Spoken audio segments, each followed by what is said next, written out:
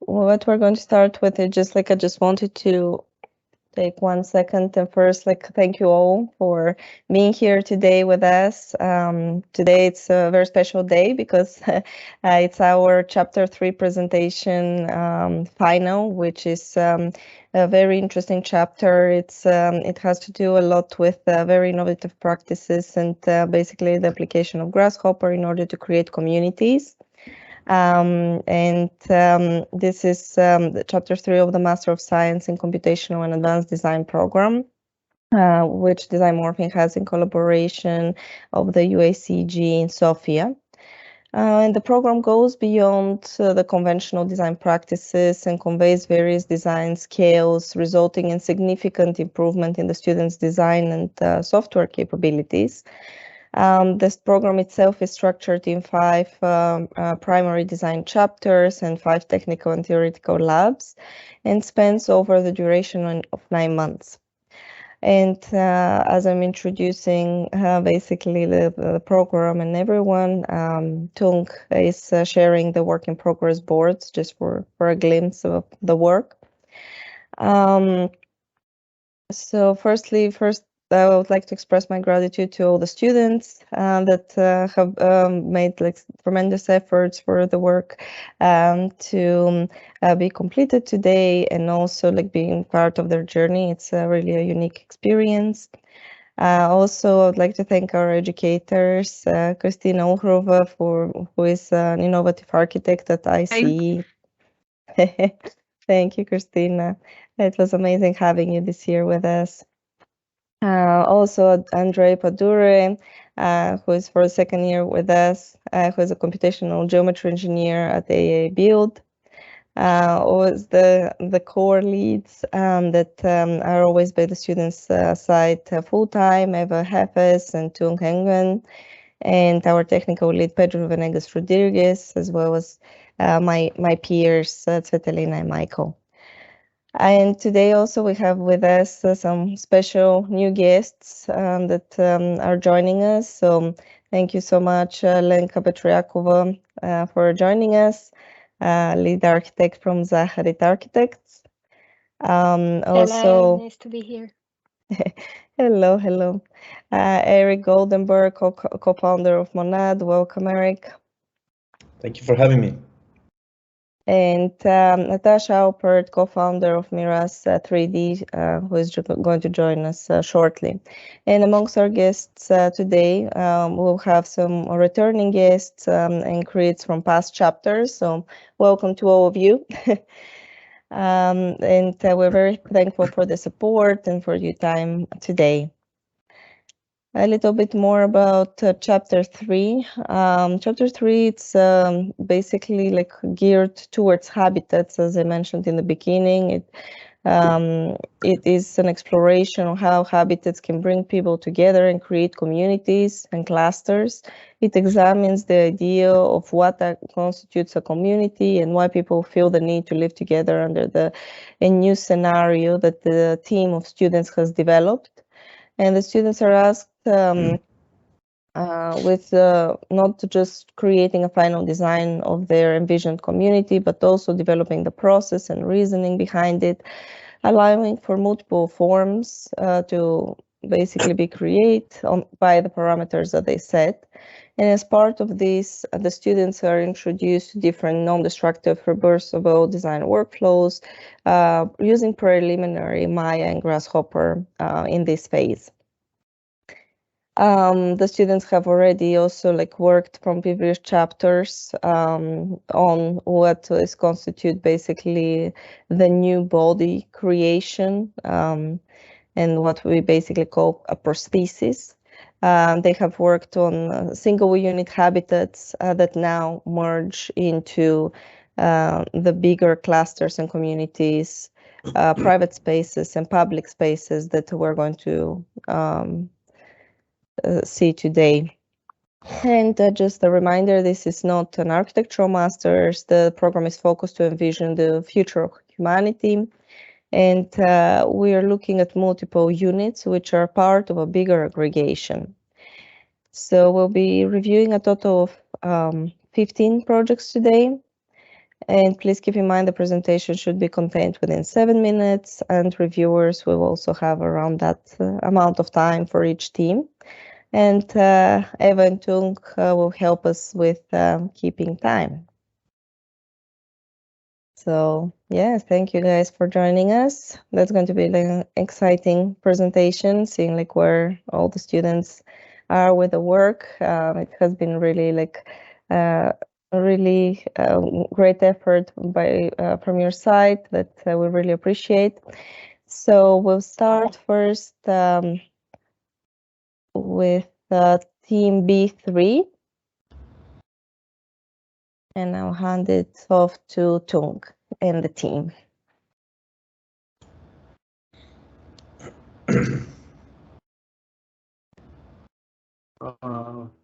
B3, Michael and Kate.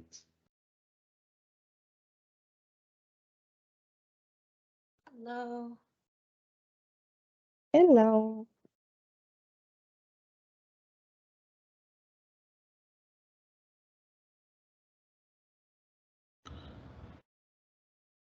Good morning. Sorry, I'm just waiting.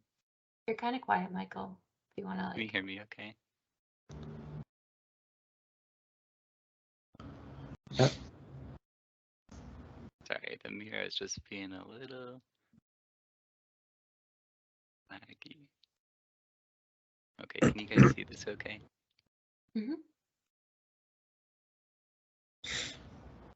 Yes. Full screen and disabled people cursors.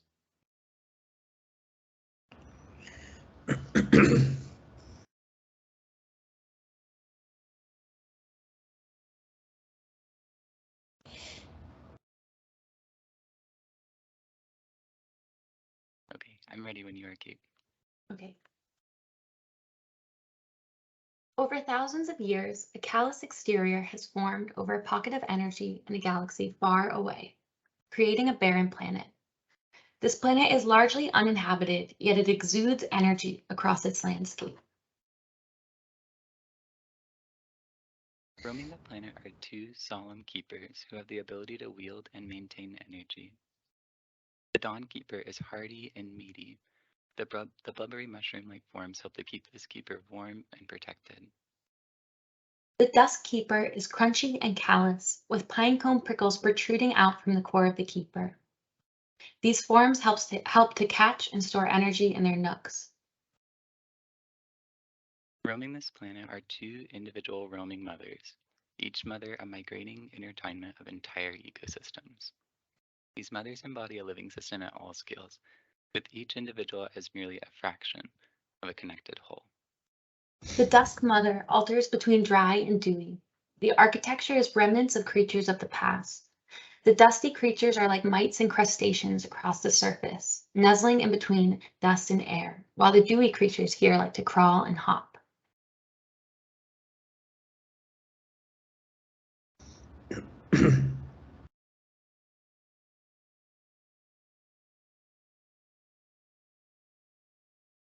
Sorry, 1 second. The Dawn Mother is light and airy with a sense of gravity different from our own. The architecture here is calloused. This ecosystem is filled with vascular, bubbly tubes with bulbous, slimy creatures meandering within.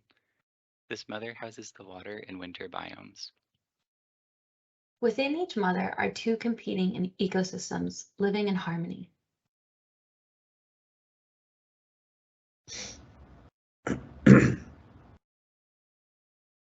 On a micro level, the cells for the mothers are made up of distinctive elements. The Dawn Mother has parts made of cartilage and bone, as well as parts that feel like they are made of some sort of gelatinous substrate. These units form together to make microbiomes within. The mothers are in a constant state of life and decay, with each part dividing and fossilizing each moment.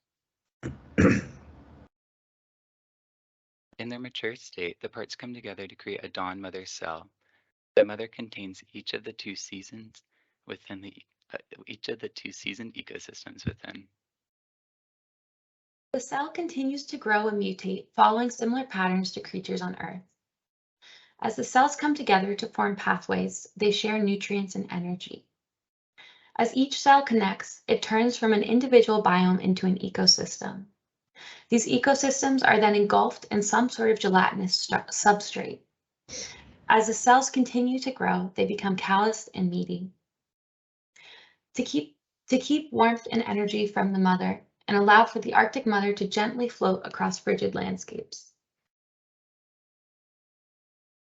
The Dusk Mother is made up of elements that feel more ancient than time itself. These hard elements feel like bones and fossils. These elements have been weathered for the harsh environments. The parts themselves feel sturdy and strong. If we look closely, we can see delicate details emerging, proving that these elements are still alive and growing. In their mature state, the parts come together to create a Dusk Mother cell. The mother cell contains each of the two seasoned ecosystems within, sheltered between hard and soft environments. These cells are constantly evolving and growing.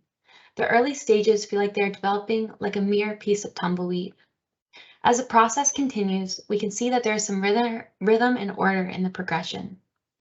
The cells continue to connect end to end, growing into larger pathways and forms.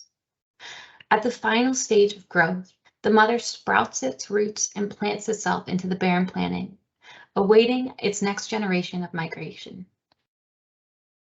If we close one eye, we can see the mothers together in black and white in the distance.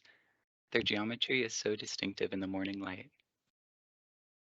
As we look closer, the Dawn Mother feels like a city always on the move, with multiple ecosystems and biomes residing within. As we zoom in, we can see the mother is truly alive as the energy flows through. We can see energy stations within the mother where creatures of all sizes can access the energy. Here we are peering into an energy waterfall. The mother is made of dozens of biomes intertwined to create a utopia of life for creatures within.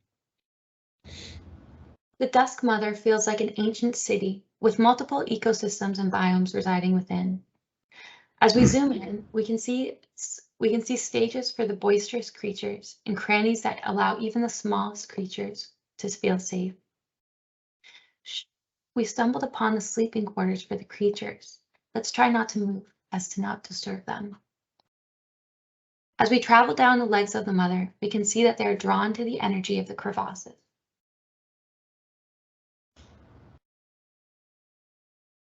The two mothers are collective organisms which wander the planet at their own pace. The Dawn Mother floats with little connecting her to the planet. She won't float away as she is resilient on the planet, and as she's reliant on the planet for its energy and the keepers for wielding it. While the mothers feel wiggly, from above we can see that she is sturdy and strong as she roams the planet. The Dusk Mother is grounded, harvesting energy from the planet beneath it. This monolithic mother moves slowly and deliberately. Its form is ever-changing as it grows new roots which pull it across the planet. The Dusk Mother mirrors its environment. Here we can see it from above, blending in with the mountains, almost as if the color is bleeding into her. We are lucky today because we are seeing the incredibly rare occurrence of two mothers in the same hemisphere. What a sight to be seen. Thank you. Thank you. Thank you. Thank Thanks you, for the guys. presentation.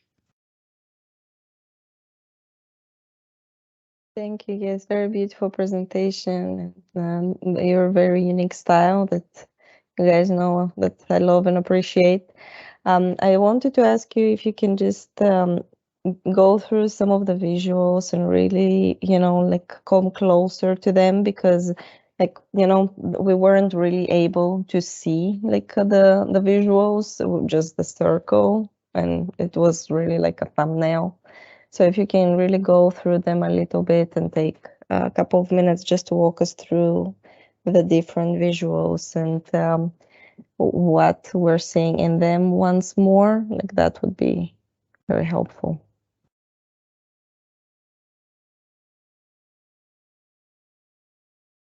You want to take us through, Michael? Basically, zoom in more, please. Basically.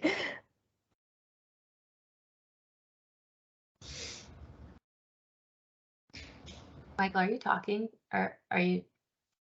We can't hear Yeah, you. sorry. Okay. So here we see some of the Architect's Mother features in community spaces where organisms can shower in energy particles. Energy in this universe is kind of a liquid or particle material that is flowing and shifting throughout all the different parts and cells within this creature. Yeah, is it possible to go a little bit like closer so we can actually like see the creatures? And yes, thank you so Yeah. much. Exactly, that's what. Perfect, thank you.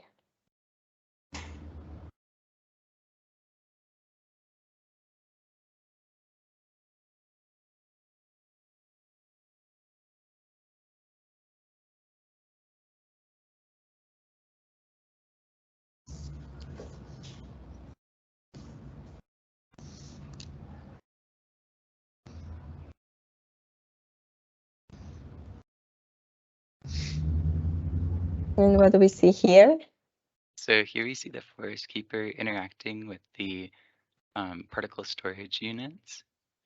Here, energy is stored in kind of a gelatinous substrate inside these rather than its particle form when it's harvested. Here, the sleeping quarters for some of the creatures that reside within in these bulbous stacks that kind of droop from the ceiling. We can see energy stored within the mushrooms alongside the different cells within the creature.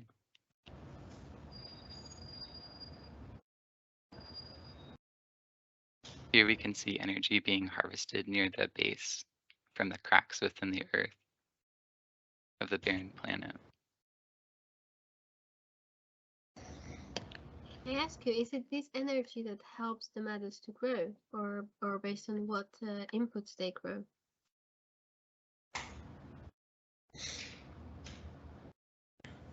Yeah, the energy helps the mothers grow and divide within. It's kind of a magical part of our fantasy universe where organisms within these ecosystems, which we hope to create in future chapters, exchange and share to use as kind of a resource or a currency in the system in kind of a spiritual way. I'd just like to comment on some aspects. I think that's quite beautiful, the vision, let's say. And the one thing I was wondering is, like these communities both strike me as resembling maybe coral reef structures with their kind of biodiversity, and within coral reefs there's always this intense variety of morphologies and different creatures, and certainly multiple scales of creatures and the kind of spaces that are formed to make that those communities are also responding to those multiple scales. But also, like coral reefs, I think that there's something interesting about these two structures in their relationship to the spaces they occupy, which seem to be transient. It seems that there is a kind of dynamics involved, that these pieces will reside for a certain period of time within an area of this strange planet, and then they move and displace. And because the gravity, one of them is kind of liberated from any sort of gravity constraints, and the other one is more engaged with, encroached in its landscape. I wonder about these dynamics, and for instance, if the structure that engages with the land that gets throws its roots down, maybe as it's going to move, then it leaves some traces of its activity behind. I guess it'd be interesting then to track the movement and what happens to the community in a larger sense as it begins to influence and generate a feedback loop with the spaces that where it sets its roots. So maybe as it moves, then some of the roots is are left behind, and they can be re-engaged and become new sources of energy.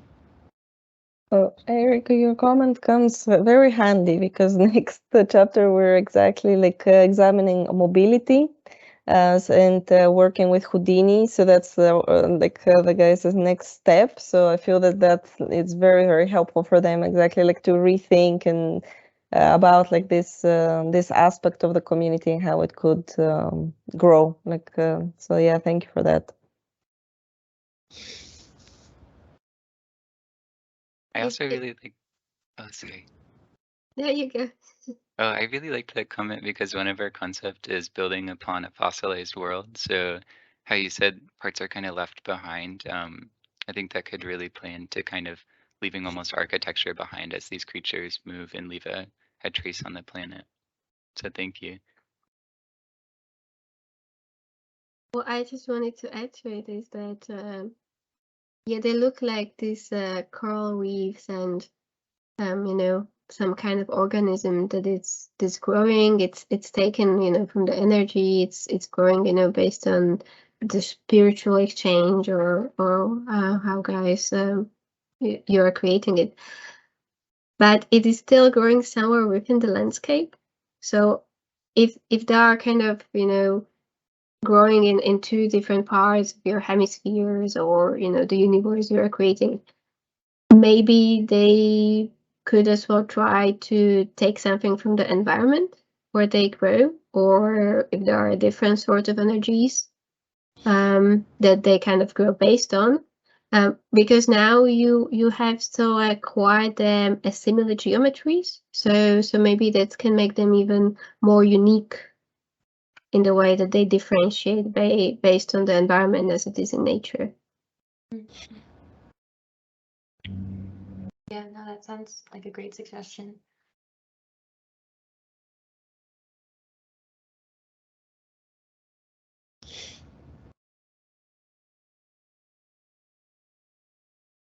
For me, it's also very exciting is to see like the next aspect and exactly like ideas about you know, next steps about it. But I feel that here also it's interesting to examine like a little bit like of the logic of creation and exactly like the differences between the two, and because like again like they're very unique, but they look like exactly like they're from the same family. So would you like to share a little bit like on that aspect with us?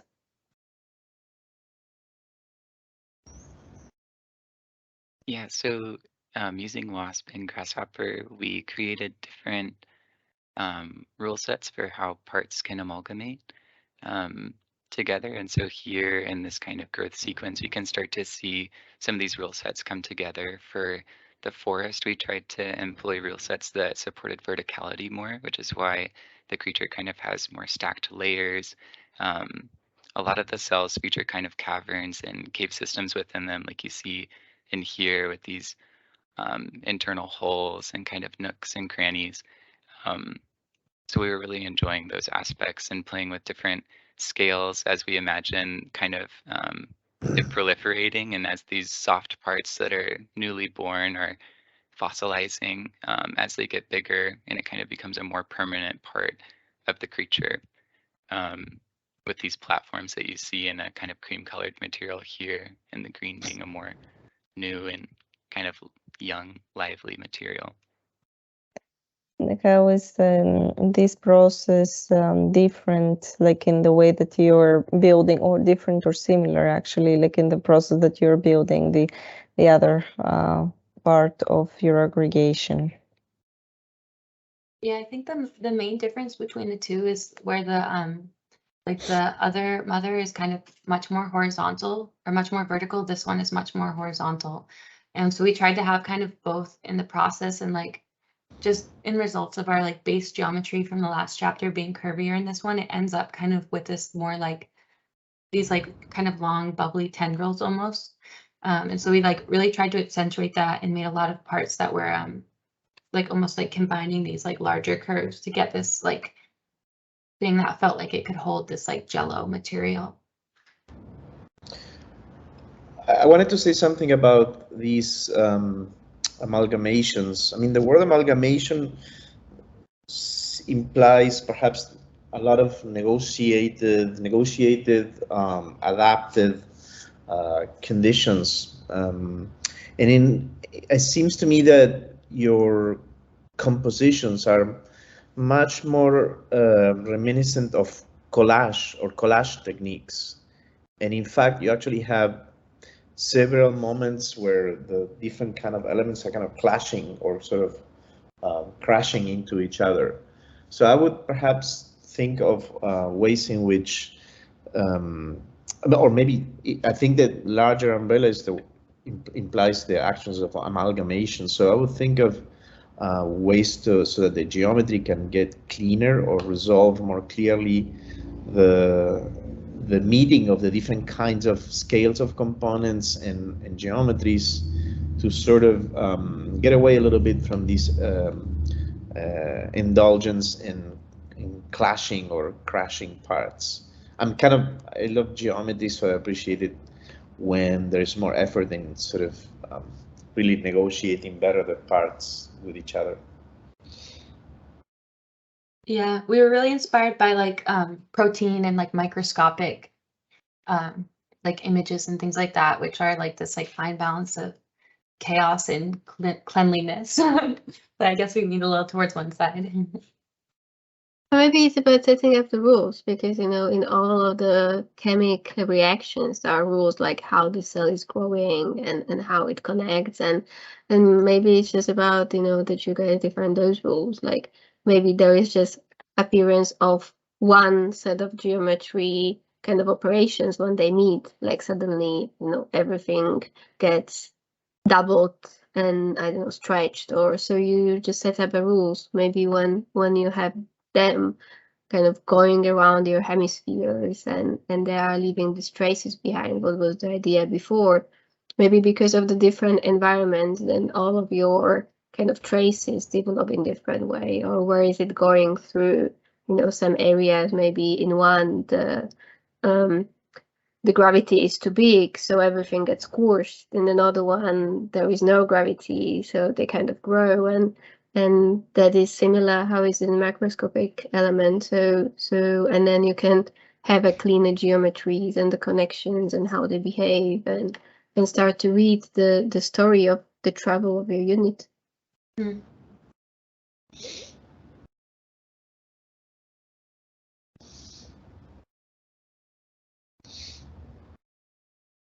Yep. Any additional comments? Or we can move on to the next team. I would just Sure. like to say that Yeah. the project is amazing and your concept is unique since the beginning. I think all the comments are very useful for the further development. I also would like just to mention again about the presentation part of the project, that you need to really zoom more and show us all the details so we could really understand, because now most of the time we just watched from too far away. Mm-hmm. Yeah, just a quick comment from me. I appreciate the effort that you've put into it, and it's definitely not an easy geometry to work with, and definitely in regards to showing small scale details. Perhaps as a suggestion to most teams, because it seems as you've made the model and you've captured snapshots of it, and it's in that sense quite true. But I guess in general, feel free to rerun the aggregation at the smaller scale, just to capture more of the finer details and try and emphasize those when you just zoom in, because the big picture is I'd say it's clearly visible, but there's I'd say more opportunity within the aggregation to play a bit more. Yes. Thank you. Thank you. Okay, then we're going to the next team, which is 2, and Eva texted it here. Okay, thank you guys, beautiful both. Let's go on to A3 with Laura. Hi. Yes, I'm here. Yeah. Should I start? Yeah. Okay. Do you see my screen? Yeah. All right. Okay. So yeah, someone have a Microsoft on, and I heard a lot of noise. No? Okay. We can hear you, yeah. Yeah, no, but I hear someone else really loud Microsoft. I don't know. Okay, thanks. I'm sorry, I was hearing a noise. Let me place here. So, hi everybody. I'm Laura Civetti, and today I'm here to present you my project Necessity. Let's start. So in the 2040, after nearly 2 centuries of research, the robots of the LIFE mission finally discovered a new planet called Varia. And in Varia, they discovered an organism capable of react different stimuli, apparently a solution for the human being who are facing with a natural disaster. But the terrestrial technology seems unable to study and replicate the organism. For this reason, they launched the project Necessity, recruiting a team of cyborg and implementing the DEM body to survive at Varia. And the new cyborg was designed to live and coexist with the new planet. And in fact, it presents an internal living system that uses the external agents such as solar radiation or wind to transform it into energy. But not just the body has to adapt, also the space to live daily has to design according to the planet's condition.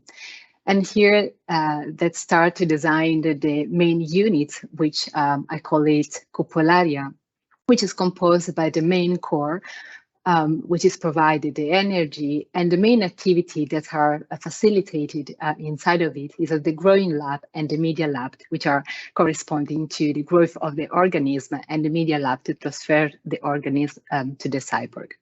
But I start to see how this unit, this cupolaria, start to grow on the planet Varia. First of all, the planet Varia presents a unique landscape. The landscape has been characterized by sand and wind, which have defined a unique surface with a strong line compensated by criteria. But something important that I mentioned at the beginning is the place of the organism. So the organism is placed in a specific spot of the surface, and in this spot where it starts to grow the vegetation and where is the life of the planet. In the same spots is where the rock are smaller, and they create a different configuration. And exactly take this as a main reference. I wanted to use it for my design logic. In fact, the design logic starts from a simple view of the site where I place it, where we can see where the organism is settled, and exactly on top of those of living system, I start to imagine to place my main units. The main units then they start to connect one to another, and the first step is to grow those units. So, but if in this occasion, we can see the relation between the site and the logic that I want to use it. The logic between the units, so the aggregation one unit to the other, is to go from point A to point B in a scale way. So from small to big units. In terms of design process, therefore, I start to work with the landscape, settle some rules. So the main core where the organisms are placed, and I start to see different configuration. And we can see here how this configuration they start to play with the landscape, which has been a really important element for my design. Also adding external element to differentiate the functionality and a quick overview of the design. But let's see in detail what has been developed. So the catalog has been composed by 4 main units and one different units which are composed by the connection. And you can see here the units as being used in terms of scale. So just 4 different units and going down in scale. And the logic between the connection between one unit to the other was to increase the possibility of connection. So from 1 connection to 2, 5, and 7 connection, in order to have different configuration, but also to have the best connection between the parts. Let's see how those units has been developed on top of the aggregation. We can see here the core, what I call core. Which are settled on top of the living aggregation. The core has been connected by connectors or link, which have a capacity to, which have the function to transport the energy from one core to the another. Secondly, the working area, how we saw before, which have a particular shape with this platform, the constructed platform, which are playing with the surface. And then I start to grow the aggregation of the units. And in this case, the transformation area, which are the biggest area of my aggregation. We see the store units, which have the capacity to store the energy. And in fact, they are placed exactly on top of the connectors. And finally, the living units, which are defined on top of the transformation area. And finally, we can appreciate the overall view of the aggregation. But to see more in detail and to see how it's playing with the landscape, we can see here again how the landscape has been a crucial element for design the wall aggregation. With the biggest overview of the aggregation, we can see the living units and the plaza, which are these 2 main elements, which characterize the main core of the aggregations where the energy is concentrated. And in the plaza is where is settled the biggest core in the middle, but also where settle all the units of the living system. The working station, as I said before, are those units with a simple core and this discreted platform. And we can appreciate some close-up of the working area, which are characterized by single element, and which the single element which have a second smaller unit where the organism is used to be grow and worked. And thank you. Thank you, Laura. Beautiful work. Thanks, Laura. Thank you so much. I really appreciate that you shared with us all the logic and you know, like not only like the ideas and like the aspect of the project itself and where the ideas are coming from, but also the logic of how you solved for it and how the aggregation was deployed. I'm especially happy for that because also like in chapter 2 in Core Paso, you did such an amazing job setting yourself for success in this one because of the geometries and some of the logics that you decided to work with. And I feel that it's all coming to really like to fruition here, and we can see a lot of like this world starting to form. So yeah, like definitely like very, very exciting, you know, like space and interesting like connections forming through the project that we see. Thank you. I agree that it's a very interesting project. I enjoyed it a lot. But again, I would like to mention also for everyone else, like in the next teams, that you really need to zoom a lot because it's amalgamation and it's really important to see all the details. And I feel that we are missing a little bit from the beauty of the project. But congratulations, amazing work. Thank you for saying this, Sveti. Well, what we can do also, if you guys like, when you know, like conversation is, you know, like happening, if you don't mind, just again like going through some of the boards and you know, like just making sure that you zoom in into some of the intricate details, or like some of the public spaces that you've created, and just, you know, sit a little bit on the image, but on the closer side. That would help. I think that it's because like you guys like know your project so well, and you think that like you know, like others are able to see everything in the same way and know the same information you do. But that's a very important aspect, especially when you know, like it's all like fully visual through monitors. Yeah, thank you so much. Yeah, I like very much the whole organization and how it goes from the sort of like kind of this pre-designing in a way the landscape to receive certain parts and certain kinds of operations on top of it.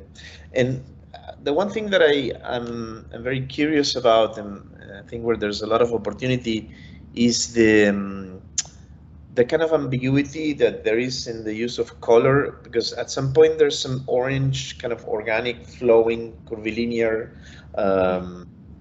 organisms of some kind that seem to be more like things that are more vegetation of some sort, artificial vegetation. But there are also some much more regimented,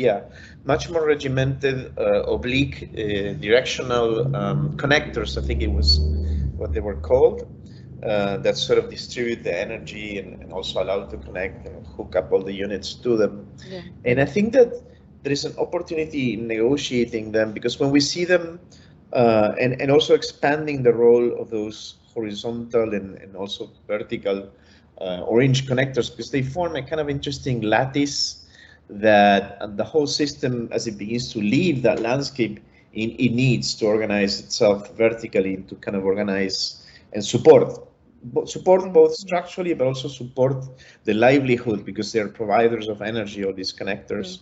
And I think that I would revise the relationship between those orange vertical and horizontal connectors with the landscape firstly, and then reassess how their role can be increased in organizing the community as it leaves the landscape. Because otherwise, there is this kind of hovering kind of blue matrix of components, and then there is the landscape below. And I feel like the amalgamation, just to use that word, between these two realms can be accomplished, can benefit much more from the role of those orange devices. I think they need to grow, they need to kind of also negotiate more that kind of transition between some sort of artificial vegetation and kind of providers of the juice for this community.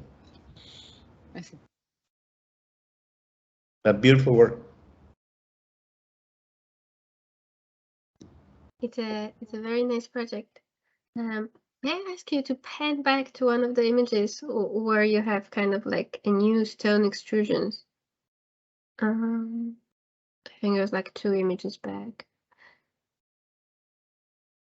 Here? If you go a bit down. Oh. Like down. Yeah. Yeah, this one on the right now. This one? Yes, you can the one, or this one, or the one up. I really like the project, and in some of the elements you started to have maybe if you go the one image above, yeah, on the left, the one of the left up, yeah, this one. Yes. So I had a feeling that this was the only image which is suddenly introducing a very different type of geometry, and I was not sure why do you need it. Like these extrusions, those have suddenly this kind of amaze language. And so I wanted to ask you, maybe I missed it, but why is this element? It was not in your aggregations. Or did I just kind of miss that it was in the aggregations? No, you're right. There was an aggregation. I decided to add an extra element that actually was a bit different. In fact, they use different lines. in the overall picture, in terms of where I'm from, in the previous chapter, I used this element for probably in my mind the overall picture they make sense, but I understand it in this case there wasn't an explanation for that. Whether I wanted to, since they have different function, even a specific function actually, I wanted just to highlight it with a different form in this case. So that's why I choose to don't use the aggregation units, just to exactly point it out. Like say it is not about aggregation, it's about a specific function that they have. So yeah, it was more for differentiate them. Yeah, I like this idea that you have these, you know, like different functions, and now the function takes on a bit different language or a bit different color, or you know, something changes. Maybe it's suddenly a frame, it's not a volume, and so, and you know, you see what is the best for you, if it is, you know, creating a different geometries for the functions, or as you have it in the first diagram, that there is a connector, which is a pipe, then there is a working unit, which they go to all directions, then there was something else. But when you had this overall master plan and you had like storage unit, connectors, working, there I kind of start losing it. Like I couldn't understand why is it suddenly storage? Like the units are similar. So if you zoom out now and maybe go to the image above. Yes. So here you call out like storage and connections, and I understand that the connections are the pipes, but what is for you difference between, let's say, a storage and a working unit? Because they, in a way, they are very similar in the color or in the shape. So I was just wondering, like, when you started to add this, maybe a different geometries or color, maybe each of your programs could, in the similar way as well, develop. So you have this beautiful, you know, kind of a lay structures that are smaller, bigger, connected, scaled, stretched, and if you want to give them a different programs as well, it can be with adding a different materiality to them, or I don't know. Where is it a storage? It always have a one pink door, or like one surface is pink, or one surface is a different shape, or there is always a solar panel, or so you can maybe go back to your original units and address the program within them without kind of creating many different types of new geometries, because then it might be too difficult to aggregate them together, and it just might look a bit, you know, busy. I see. Yes. But it's very nice, and it's very nice as well when your landscape is kind of terraformed, you know, in a similar way how you have your shapes. So it is all creating this very nice composition all together. And it would be just a pity to lose it with overwhelming it with too much geometry, at least for me. Okay, thank you. Thank you for the feedback. Okay, Laura, thank you very much for your work. Like, it's really nice to see how it changed from our last session. No, it's really not. big progress. And yeah, I would like to just mention that also your work and the work of the previous group, like Mike and Kate, that you were really coherent and consistent in your work, like during our classes, and it's really visible in the result, I think. And I like it that you like push it a little bit further with the source system, because you know I had feeling that it was just some like additional stuff before, and now it's something really visible and putting like a juice into your design. And yeah, I agree that maybe you can elaborate it even more, but it works for me in this way. And I really like that you also elaborated the terrain, because before it was just sketchy, just in a principle, and now we are working with the structures, because also the amalgamation changed with the materials. It has different structure, and then you are changing also the environment. So I think it's great that you paid attention for it. So thank you. Nice. Thank you. Thank you for your feedback.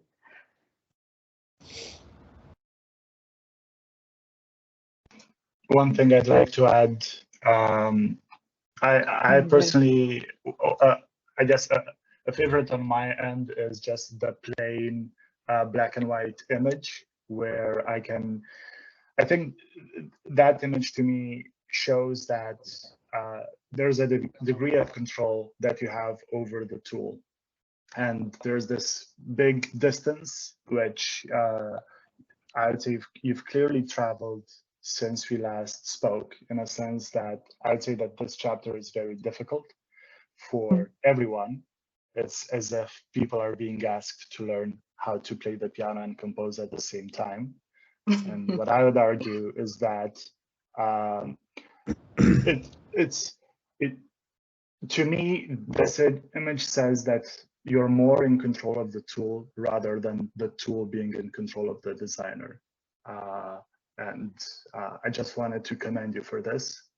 Obviously, there's always you can improve further, but the moment when you express control, I find it in general very beautiful, because the tool is there and the human is. You can see when the human starts to take decisions and influence the design. Thank you. Beautiful.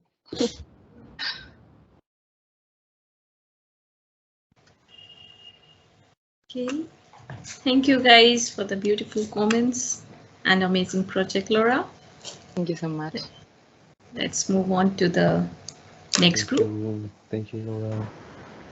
Very good way for you to keep the language from the chapter 2 to chapter 3. That's a very hard job, and you did it. So congratulations on that. And on my side now it's B2. It's Kumaran and Yusra. Hello. Hello.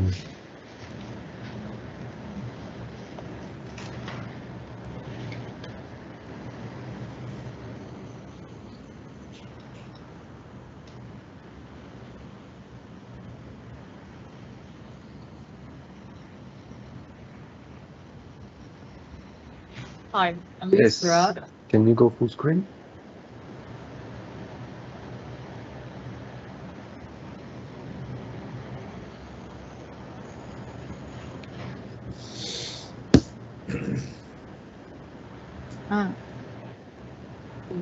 Sorry. Well, I was in the presentation. Sorry, I was still in presentation. My fault. Yeah.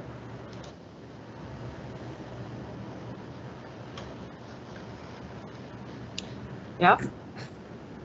Yeah, that's good.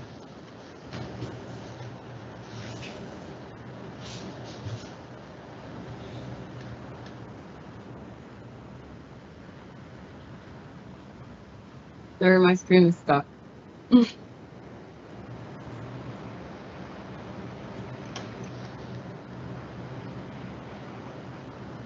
Okay.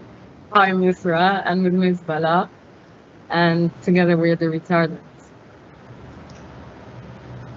We woke up one morning and there was blinding light and the unimaginable had happened.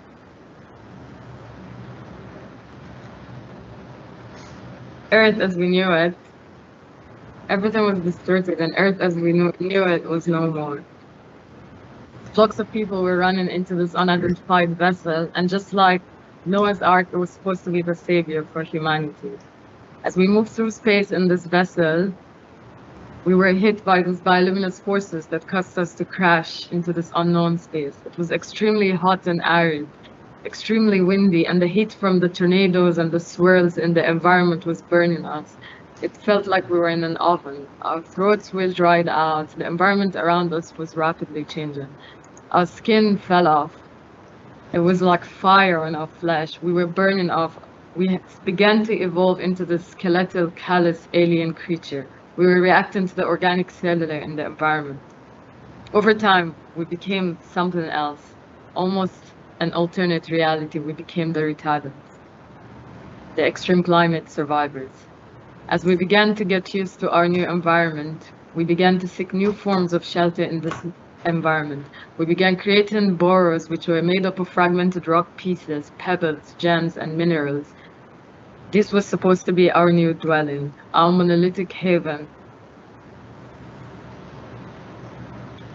because of the environment that we were in, to shelter us from the extreme heat of this climate, we started to develop our burrows and colonies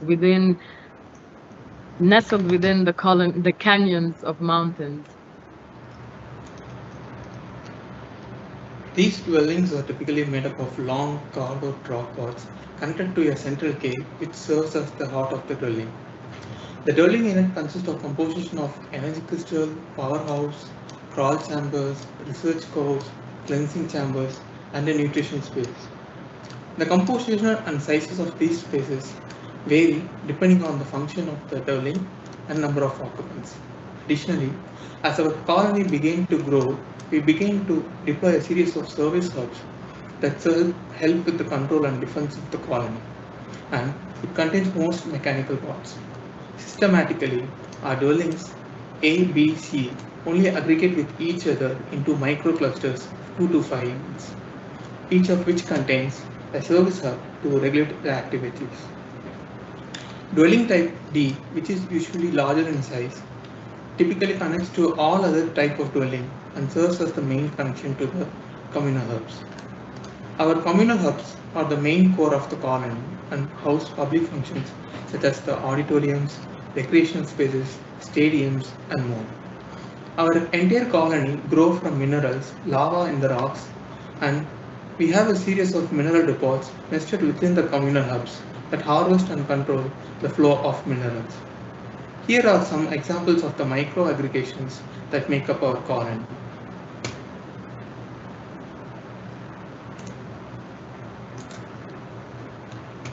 This is our new home, the retardant colony, growing from lava in the mountains, made up of minerals, rocks, debris, and clusters of dwellings.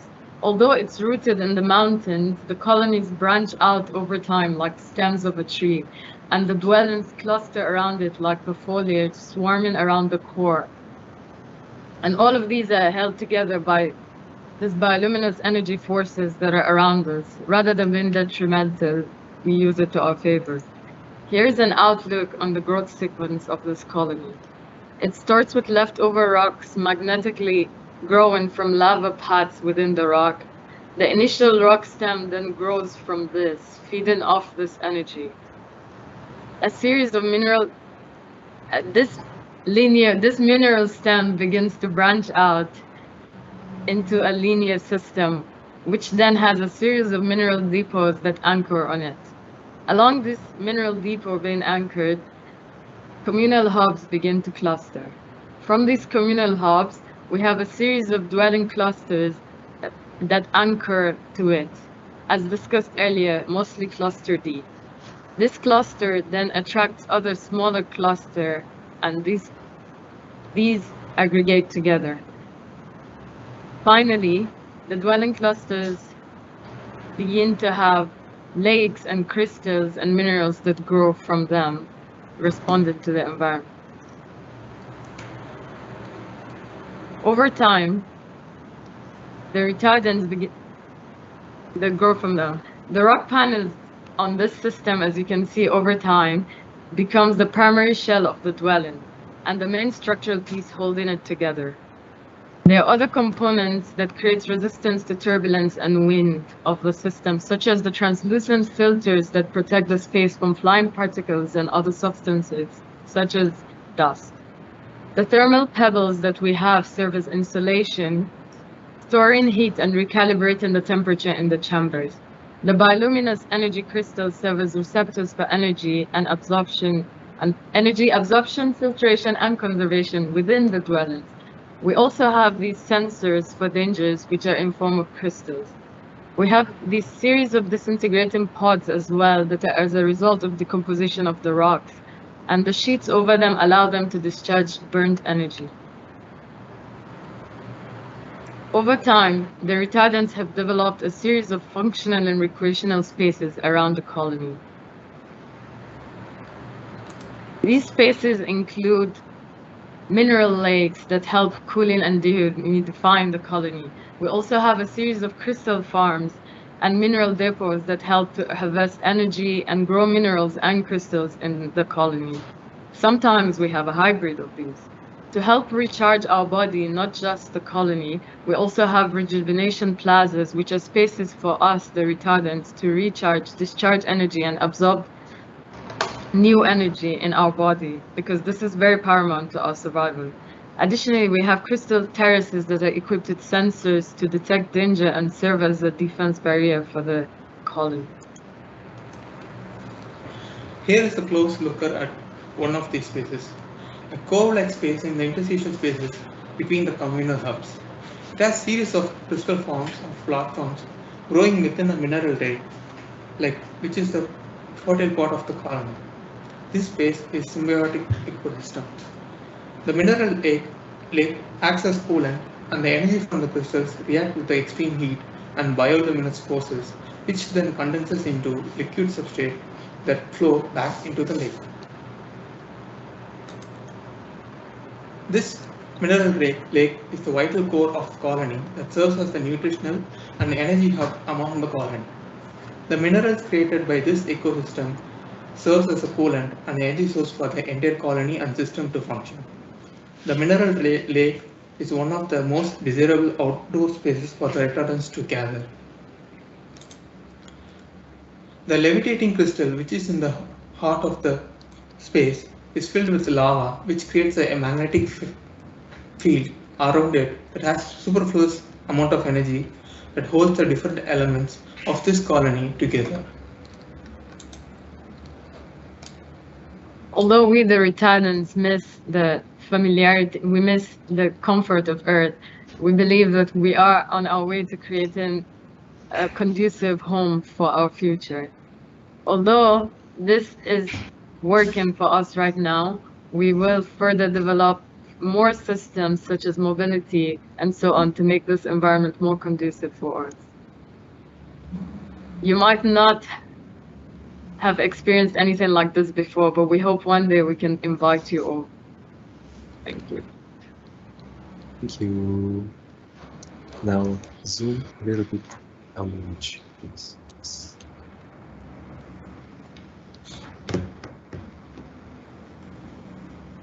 One step further, one step closer. Even more steps closer. I think we are missing the beauty of the details, like during the. Okay, we can go into some zoom-ins maybe. Yes, please do, because there is so much detail that you guys have worked on, and you know, like it's just not visible in this way. Yeah, we didn't see the details basically, which is. Thank you guys, like beautiful presentation as always. I really appreciate the theatrical aspect of the presentation, how it ties together with the logic. I also applaud you for, you know, like the explanation of the logic behind like the steps that you're taking, like with the amalgamation and just like working through this chapter again, like with a big rigor, and really like I think that like everything is just coming together in a very beautiful way. You know, like looking at this because like the geometries and the logics here are protecting from the extreme heat, as you were mentioning.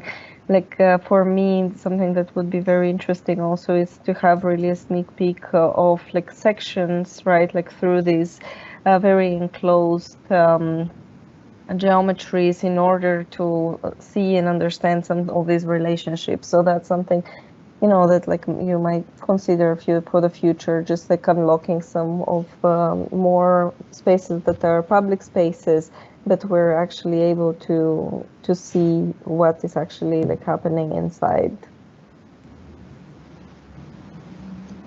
Hello, Pavlina. Hello.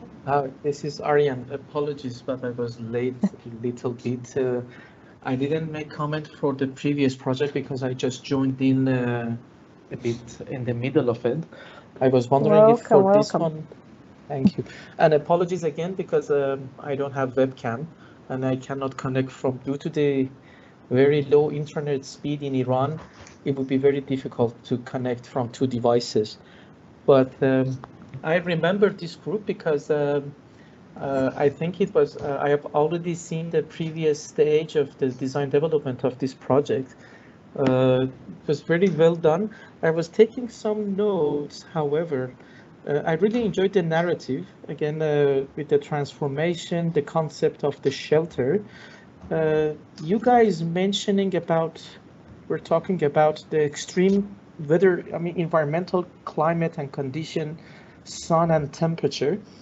So I was wondering why not, because in your narrative, these are mutated human beings that they have already evolved through millions of years. You know, because as we humans, as we are now, we are the byproduct of that evolution. So why not already, if I can attach, I'm attaching some photos here on the chat. For example, when you were mentioning that the environmental conditions are very harsh, why not in the second image you are not using the shadow as the place that it is cooler and it is more friendly, environmental friendly, more habitable? And in regard of this crystalline, let's say this crystalline format, why not creating them into double or triple shells in a sense that they will filter the light, some of them, you know, and then they will in the secondary part, in the secondary shell, they will filter they will somehow cool the air or make the air more breathable, or you know, make it human friendly in a sense, because it also can blend in quite well with this design. I've seen that you have already done it, but this could happen like recursively, like within themselves as well. So overall, it seems, again, it looked quite nice. It's just that, again, these were my concerns in the overall thing. But overall, it looks very futuristic, very sci-fi, very cool. There is also one last comment. You were mentioning about that these clusters, they are multifunction, if I understand it correctly. These are habitable, but at the same time, they can be used as mineral refinery facilities. Since during the 1800s, during the Industrial Revolution, we have already gone through that. I was reading one novel from George Orwell that even in London itself, there were these mines that, very young people and dwarfs, in the sense that they were working there, and how they will make the London weather, they will make it quite polluted. So how about to detach these two zones, one that can be used in order to get the energy, and another one which is more friendly and it's much nicer in a sense that it could be a different typology of these design repertoires that can happen, and they could basically cohabit within themselves. I mean, have you guys thought about that or not? Or you want to have everything under one holistic, seamless, connected, let's say, grid, urban grid in a sense? I think that's an interesting idea. Although we have them all together, for example, these mineral depots and humidifiers and purifiers are mostly independent of the dwellings to an extent. So, for example, these red crystals, which are kind of like mineral depots, have a different treatment that protects the other dwellings around them, even though they feed off the produce from them. As well as we have the purifying crystals that absorb energy, but also the lake purifies the energy. So it's almost a symbiotic ecosystem.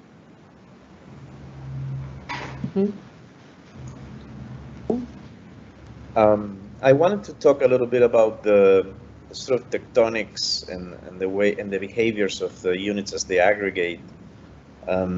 I think that there's something interesting about these kind of crystal, strange polygonal forms and the ways in which they, when you study them as earlier on the process as units and how the units become clusters, there's an interesting emerging capacity there for operating on the oblique in multiple directions obliquely add more components or to subdivide or to obtain higher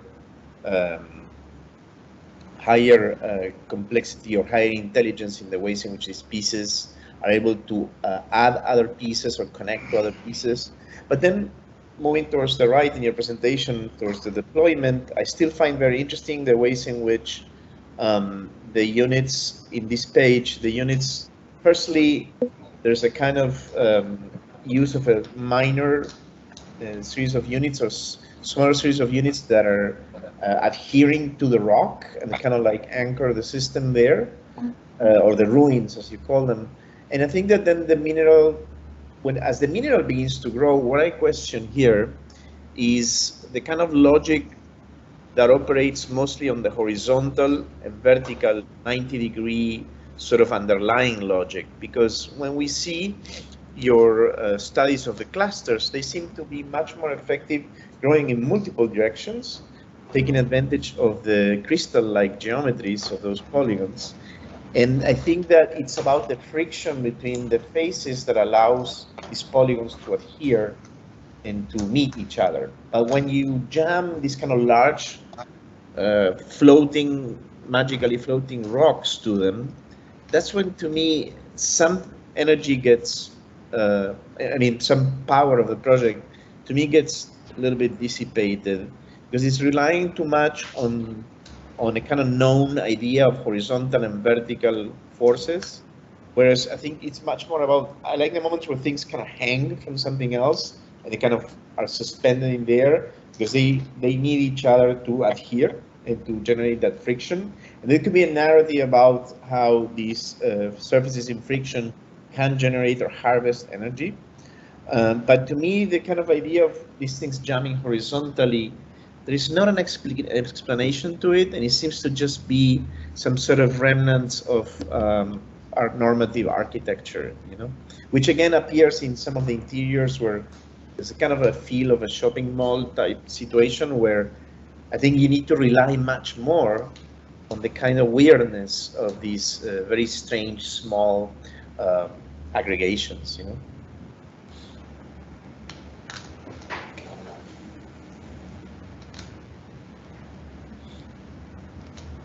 I have a question for you, as I'm building up on the last comment. Did you guys had a set of rules under which degree when you kind of add a new element? Was there a logic that it's always under 45 because there is a sound coming from some direction, or it's always under 90 because of connection, or was this more driven by the aesthetic you were trying to achieve? I think it's a bit of both, because we have these face-to-face connections, and because of the geometry we have, it's not really a 45-degree, but at the same time, it's not like a 90-degree connection. It's more like a 30-degree connection. So there's like slight, as they go face-to-face, there's slight, change in the topology. Like it's not very rapid, and it doesn't, So I think it was a bit of a design decision, but also a bit of a result of how it aggregates. So I was just thinking, that maybe in the next step, it may help you to kind of think about more rules that you want to integrate, because now you worked on the elements, and you have these elements, those have a lot of kind of differentiation in the materiality, and then some that are more solid, and the way how they connect looks now in the aggregation in a way just aesthetic, because when they connect there is a clash between the materiality, they don't continue, we don't understand how it works when they intersect, what is it in the interior, and maybe that is too much of an architect thinking about the space that these clashes are creating, but maybe it could be interesting for you to set some more rules for the aggregations, like what is the degree, how they connect. When I have kind of the bright beige material and then the dark yellow, I don't know if these means to you something, but maybe when they two connect together, Like, should they always just connect on one material, and so that there is not a clash between those two, and then the entire piece as aggregation could look kind of more coherent, because it will have a coherent language. It's really interesting, and it's a really nice object, you know, floating in the space with these different scales, and like the attachment to the rock. It looks a bit like something between the mushrooms, those kind of grow from the tree, or and then, you know, your kind of mineralogic. But I'm just somehow wondering, you know, if you can improve the connections. Sure. Well, I have almost the same comment about the growing systems, because when we were discussing it like weeks ago, that we were pointing out some references about like real growing crystals, and I like to think that in those schemes, or in those smaller samples, you have some kind of rules how it should works, and also I like those images where we can see the growing like stages, but in some way I don't trust them, and I don't know if it's an intention or it's just a lack of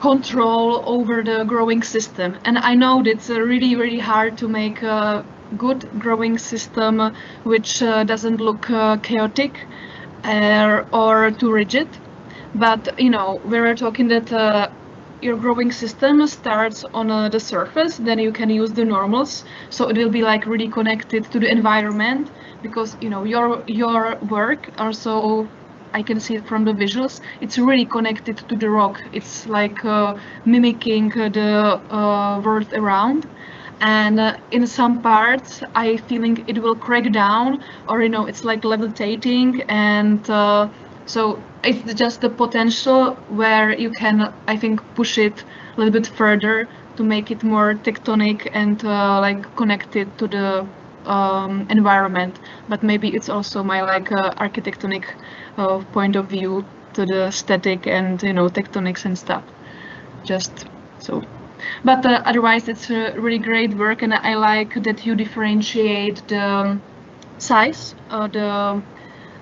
the types of your modules, that we can easily see the public space from like the private one. And also it was a surprise for me how you created the public space. It looks from some like weird fairy tale, and it has a little bit different language, but still like kind of same. So my favorite. Thank you. That's my comment. Thank you. We should be a little bit faster. Let's keep the feedback for about 7 minutes, because then we will run out of time. Thanks for the comments and good stuff, guys. Good job. And now let's go to the A team. Yep. Thank you guys for the fire presentation. Let's come to A2, MSc and Maria. Hello. Hello. Hello. Okay. Welcome to Neonopolis. This is Karthikeyan and Maria Sorocco. Neonopolis is the new civilization in Alaris built by Zales. Everything changed for the two rival factions of X mutants and Y mutants when a massive asteroid came rushing towards Alaris. The elite members of each faction built spaceships in a rush and jumped into hyperspace close to the planet, thereby creating a massive hole and killing them. The surviving group of X and Y mutants set out to space in a cryogenic vault, returned after centuries. On their return, they found Alaris as a planet with a hole in the middle and discovered that the gravity has become unpredictable. They understood that the only way to move forward was to work together and build a civilization. They established Neon and created the Council of Zales. The first agenda of the council was the Zale experiment to mutate a symbiotic relationship between X and Y mutants. Mutation experiments were conducted to create the XY mutant, with increased endurance, higher intelligence, and ability to flight. Both the mutants had different needs and requirements in terms of living and working spaces, since they can choose to exist as a symbiotic being or attach only during necessary tasks and live as a solo entity. The establishment of living spaces of the mutants was the next priority. Our vision was guided by the Alarian flowers to make a structure that can withstand various gravity levels. We started synthesizing a special biological compound which has similar properties of the petals of the flowers and created the Phleiada. The Phleiada corpuscle was split mainly into three parts: the living quarters, public work areas, structural and service core.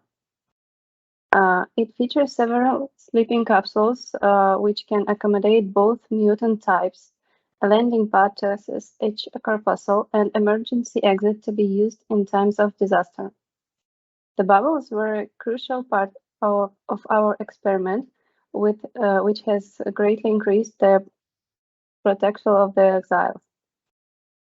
The interiors had a workspace and a control center to coordinate with the swarms of exiles using a central beacon of appropriate electromagnetic waves. Once this was created, we realized the need for a settlement to start recolonizing our planet. We started by tracking the gravity waves and started simulating settlements in multiple zones. Most of the zones were uninhabitable due to great variations in the gravity fields. We then decided to tackle the gravity issue by creating a device which can then regulate the gravity to an extent. The device was designed to reduce the uncertainty of gravity by using water. After a lot of research, we found a location set inside a lake. This site fits our requirement and we went to run on test simulations. Our prototype gravity regulator was able to bring down the uncertainties in the gravity field in this particular location, which allows for further experimentations in the site. We installed our prototype in our site and started harvesting water from the lake. The gravity regulator works by creating a counter vortex, and this also purifies the water, making it usable. We use the water channel for the settlement and generate the service channels around the water channel where the gravity is optimal. The water channel is then used in a hydroponic garden, which is capable of producing enough food for the whole cluster. Above the garden, we have dedicated the space to a floral research unit, a theater, and a skyport for inter-cluster navigation. We have replicated our generations in our site and moved into populating the living spaces. We used the Phleiada corpuscle to research into clustering them. We created a level of one cluster using the various parts of the Phleiada. Level 1 cluster was mainly consisting of the structural veins, which can be suspended in regulated gravity and can maintain multiple corpuscles with its shape.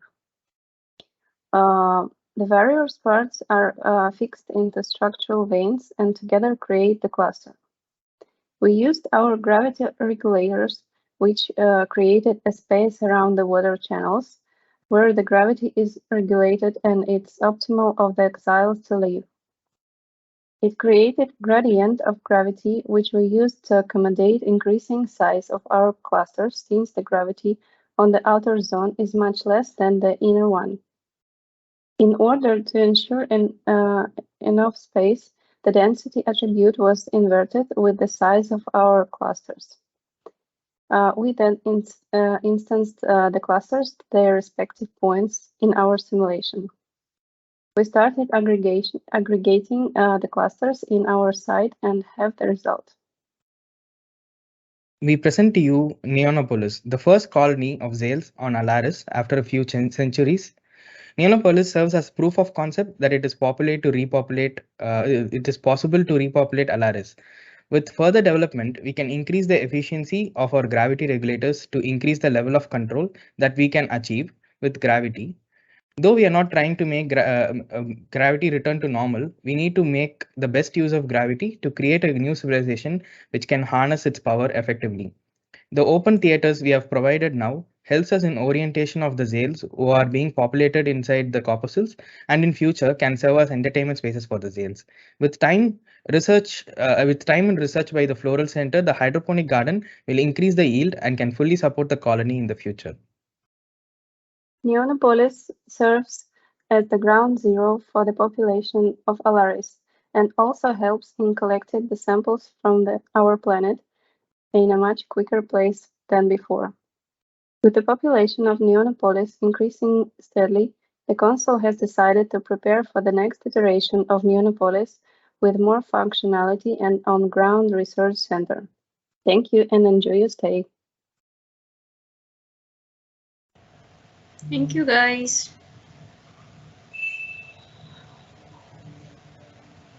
Thank you, guys.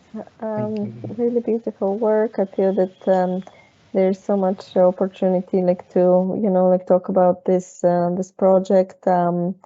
I think that like for me it was very interesting, exactly like how you're working with the gravity and all these ideas that you had like from the beginning, and I think it's definitely an unexpected like a result on how you were solving for that. So I appreciate that, and I do appreciate the zoom-ins very much.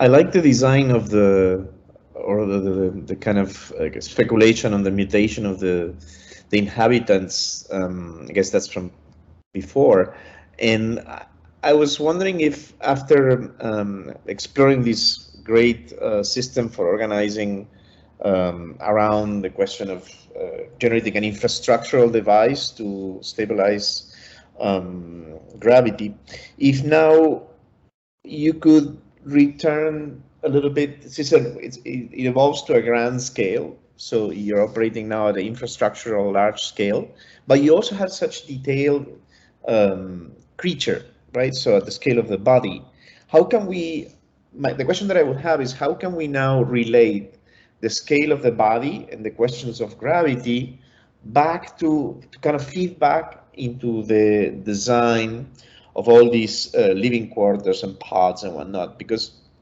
it seems to me that as you grow on the larger scale, all these kind of peripheral elements that organize themselves around the two towers are all individual vertical units, or like almost like vertical skewers with different kinds of things and flowery-like organizations. But what I'm missing is perhaps a scale of circulation or communication across the system.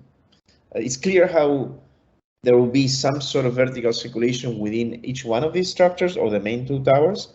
But I feel like if you were to go back and just analyze in more detail, how would there be mobility, especially because gravity is at stake, and what kind of architectural connections would there be established across the system, kind of linking all these autonomous separate parts? Because I think that because it's such a tight, dense organization, maybe it needs to be re-examined in regards to how these strange bodies begin to associate the units by moving between them. So the very old topic of circulation in architecture is what I'm arguing for.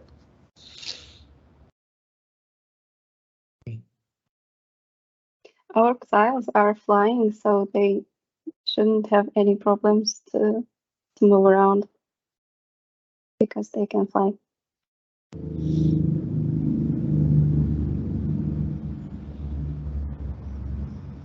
So these kind of protrusions in this are the landing pods that are built into the clusters, like right from the small corpuscle level to the bigger cluster level. And between each other corpuscle, the like the characters can fly and then land on this landing pods and then enter via the like this. This is the entrance into the corpuscle, and then there will be workspaces. And for the like the sleeping pods, they can enter via the service channel, or else they can just directly fly into the sleeping pods. Like in this part, this is a open sleeping pod, so they can just enter and use the sleeping pod.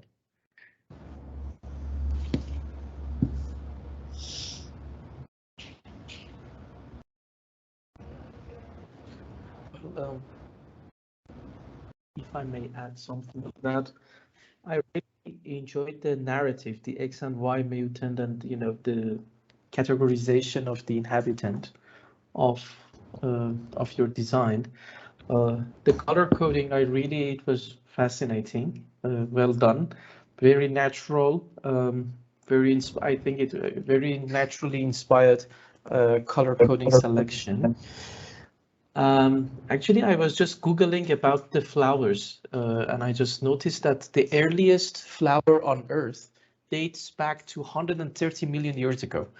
And even though your design seems to be very, it's going to happen in the future and in a different environment, but technically, because, and also due to the fact that, again, because I'm really into this science, Neil deGrasse Tyson, Cosmos, I've been following them. As you might know, and I think I mentioned it in the previous session, the prime main elements in our universe is the hydrogen, helium, oxygen, carbon, and nitrogen. And these scientists, they were discussing that if there is going to be life outside our planet or in a different galaxy or in a different part of the universe, due to the fact that these elements are, they are more than 90% basically of the universe is filled with them, the chances that the same sort of this naturally inspired pattern and these regularities of this rule forming the connectivity between these elements, it is quite logical. So the fact that you have designed such this in a very harmonic grid of these naturally spiral patterns, basically forming these clusters and this colony, it's very fascinating. My only comment was that have you guys considered that this could be an amphibious sort of habitat, in a sense that you only were focusing on what happens above the water level, above the sea or the water level? I think such organization, it could also be worth speculating that how you would envisage as designers that maybe you could implement some programs or some scenarios that you could put there below that water, and it could even make it more interesting. Thank you. Okay. We'll look into that. Thank you. I just wanted to add that I like that everything in your proposal is very futuristic, and the only thing you kept is a working chair and a working table. So that there is no gravity, that stayed in your render, like that's the future of the working. Yes, this avatar that it's sitting, and a working chair with his rings behind. And I was just wondering that if maybe because you were thinking about the working environment or the way how people occupy the space in a similar way, how is it now? Because maybe that's why you have so many elements. Like maybe you don't need such a density because they don't need sleeping pods. Maybe they can always just have the wings on and they sleep while they are kind of flying. Maybe it can be really kind of more distributed and then they just kind of go from a space to space but this is the way you picked, so it's a good one too. I was just wondering that it looked like in a way like a futuristic residential tower where you just go to your room and you sleep, and it has a high density. So if that's the future of life, is that how you would like to envision your future, is to be closed in your capsule? That was just for me kind of what I was thinking about when I saw it. But it's a really interesting project. It has a very nice element. I liked how you took actually the way how you geometrically work with the body at first, and then in the same language you started to shape the entire environment. As in a way the human body which evolved became the entire environment, and that is something very interesting. So thank you for sharing it. Thank you. In line with the comment about engaging with potentially with the underwater architecture, I would also revisit the creature itself, because if it now, when it was originated, it was perhaps not thought of so much for engaging with water, but much more with engaging with flying, now that I understood better how it moves about. And maybe what it can do is, as it was being suggested, it can generate its own shelter with the wings to then gently land on some of those pods, so that you would necessitate less architectural devices and just more of a bare kind of structure.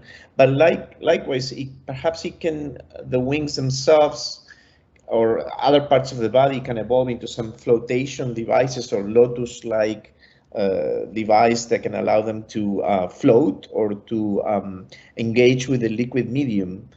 As you know, with water, there'll be much more resistance to the movement of the body.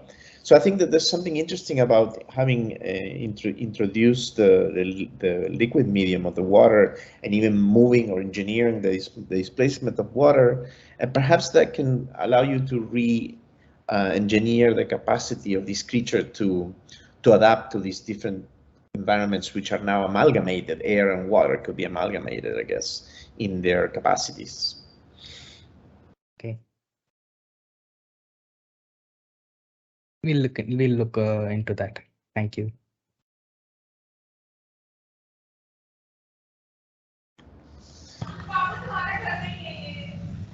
Thank you guys for the comments. We can move on to the next project. Thank you. Thank you. Thank you, guys. Okay, B6, we have Victor and Mauricio.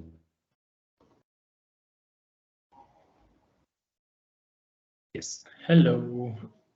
Somehow the option for full screen is gone for me, but I hope you will. It should be there. I just exited the full screen. Oh, yeah.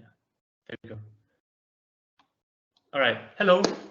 We are a team of 3 people with Valmira, Mauricio, and myself, Victor. And today, Mauricio and I will present the 3rd chapter of Savo. Savo is a story of love, mystery, vengeance, and rebellion. A story of the eternal conflict of good versus evil. It all begins when Starry, a clone from the year 2914, travels to the year 2405 in order to change the course of the future. But he falls in love with Kara and they conceive a beautiful baby girl, Savo. After Starry is caught sabotaging the Virta lab, he is forced to flee to safety, taking both Kara and the baby with him. During the escape, Starry is killed, but Kara and their daughter flee on his space vessel. In the year 2914, Savo and her mother crash on planet Earth, with her mother dying on impact. Maestro Ido takes Savo under his wing and protects her as his own. As the years and decades pass, society struggled with the environmental disasters, famine, sea level rise, and global warming. Coastal cities have flooded, landlocked cities have scorched in the sun, and humans have been forced to adapt and sustain. Classism is at its worst, as those living in poverty have been forced to the water, while those in power have modified the human genome. The Virta people leave the flooded cities and build Lumo, the city of light. Tall and white skyscrapers, reminiscent of the purity and godliness, are erected in honor of the demigods the Virta have become. The Maro, on the other hand, have adapted to the water city Malhela, becoming one with the sea through a blending of mutation and augmentation. Tensions between the Virta and Maro rise as the Virta enforce their superiority, causing an imbalance of power and resources. But Savo is no longer watching. She prepares to fight for her right to live freely. In the previous chapter, we introduced Hela, the champion of Lumo, fighter for the Virta. With gen-modified superpowers and technologically enhanced physiques, he is Savo's worst enemy. He dwells in a structure that was built with attention to earlier expansion, lightweight and durability. During the process of this chapter, we took the dwelling separated into its basic components and explored the three-dimensional space. The form language allows the growth and expansion at a wall or a cliff structure. With this new instincts in mind, our mid-journey exploration quickly inspired ways to create a read and further elaborate on the interaction with the terrain. Our final setting is a rock cliffside, but as Sabo clearly states, there is no avoiding of the black waters. Our final amalgamation is a settlement on the outskirts of Lumo. It's bringing light into the darkness of its time with the mission to keep the growing influence of the Maro in check and provide a home to the rising number of genetically modified Virta. Hela defines the overarching building principles of the structure as scaling and composing. In essence, each of the 5 fundamental modules is being isolated, scaled into 4 different sizes, and further composed into unique subassemblies.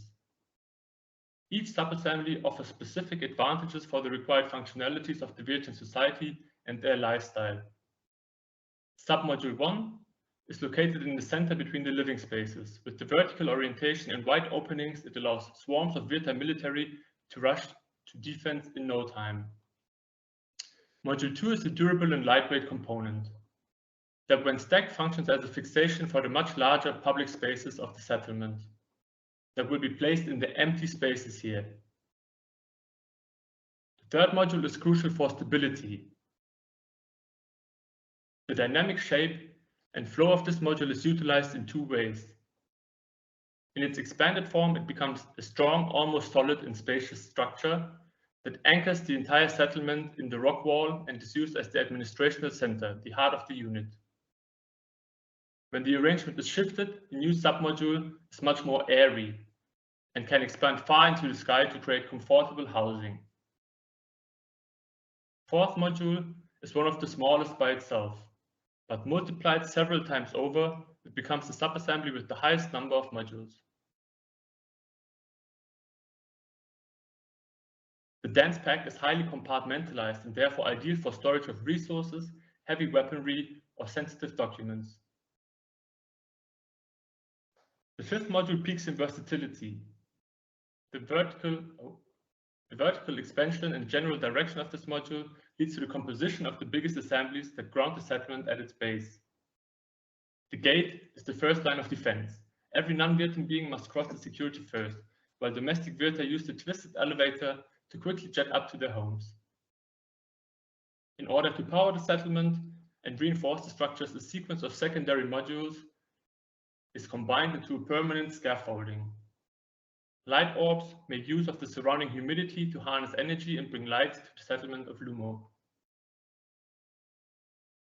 Savo and her people were witness to the building of the settlement, and she has her own opinion about it. The Virta started to build settlements in the outskirts of Lumo. They're getting too comfortable and forget that water always surrounds them. With the fixation of their square, park, and arena, the settlement is done. Daily, light flashes and thunder growls as the Virta fight themselves in senseless entertainment. At last, the entire shitty settlement is standing, until we will swallow them like an ocean wave. What some refer to as a square, park, and arena are the 3 public spaces of the settlement. The Virta religiously believe in the trinity of mind, body, and soul, which is why they drive the meaning of these spaces. Body.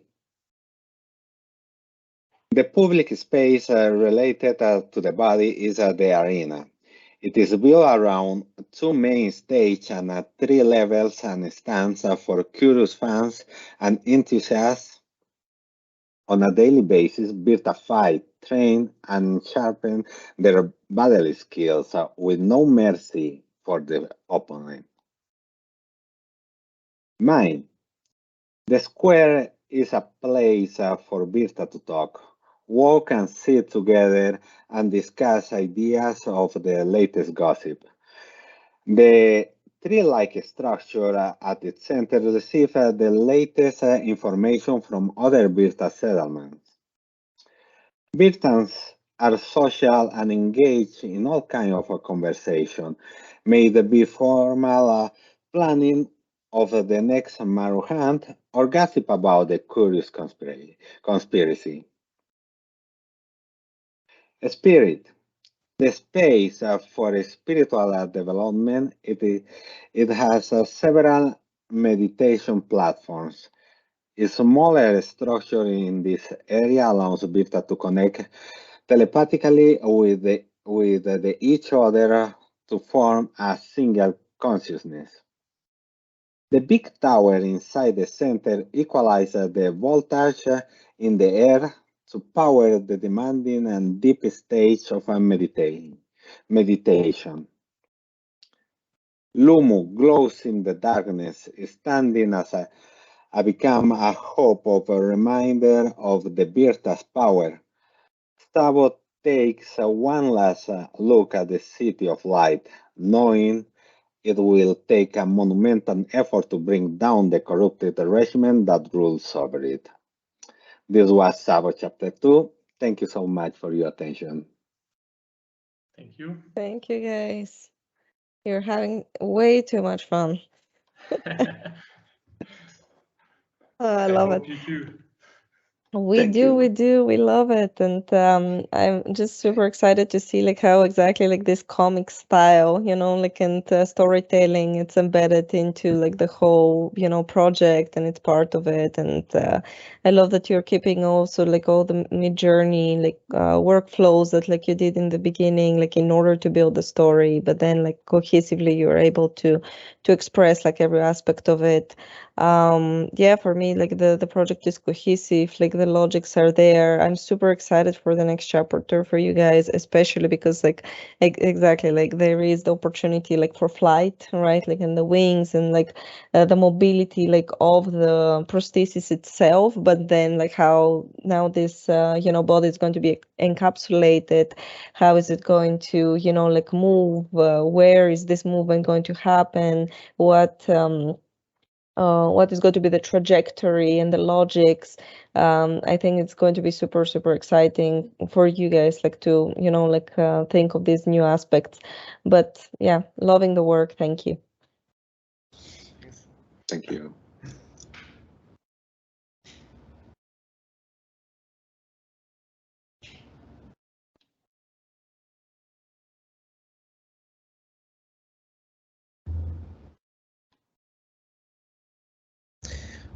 Yeah, me too. I like the work very much, and I appreciate how there is a development of this kind of public spaces for the community to interact, or kind of to have levels of association between different inhabitants and their possible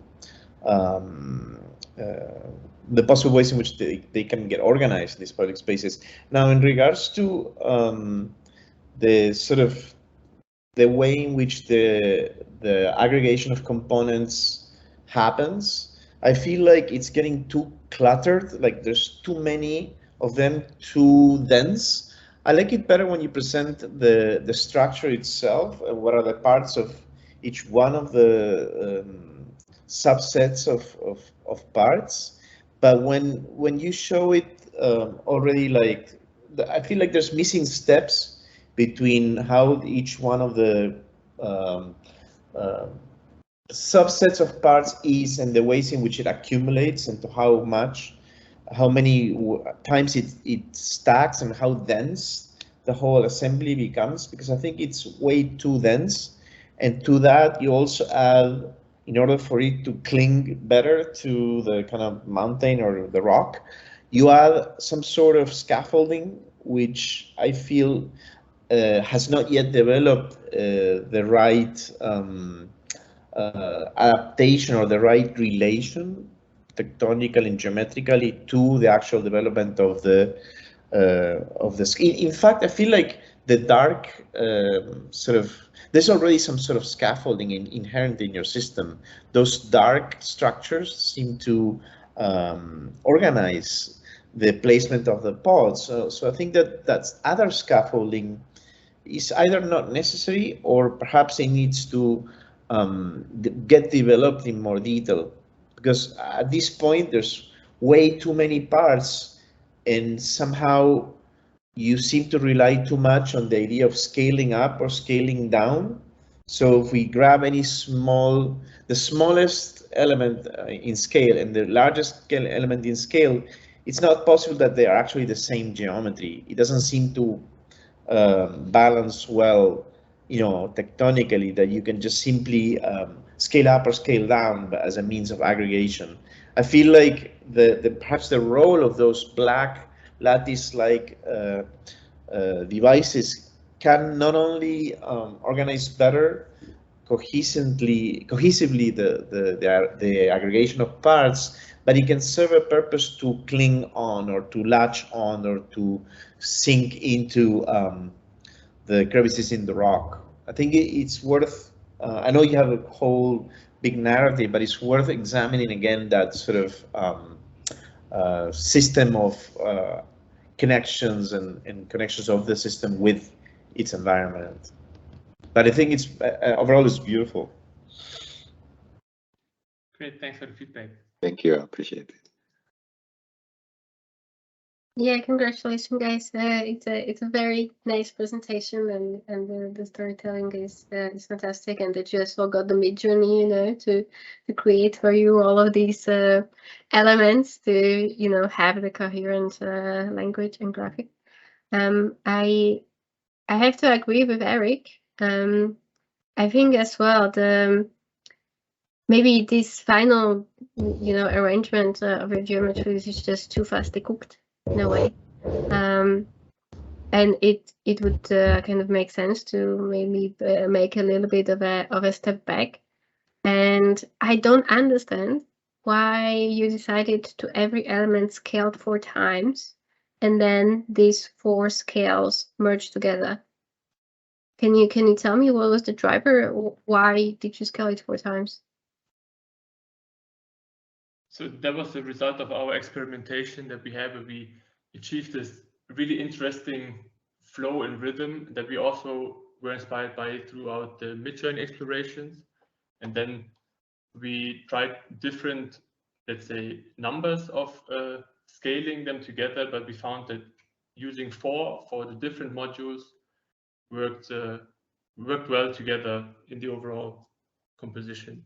But then when you scale them and then you arrange them together in this 4 times scale, when you have them in your overall arrangement, it's not just 1, 1, 1, 1. So it's not just like 4 modules together in the 4 scales, but it's much more many of them, and it looks to me to be scaled again.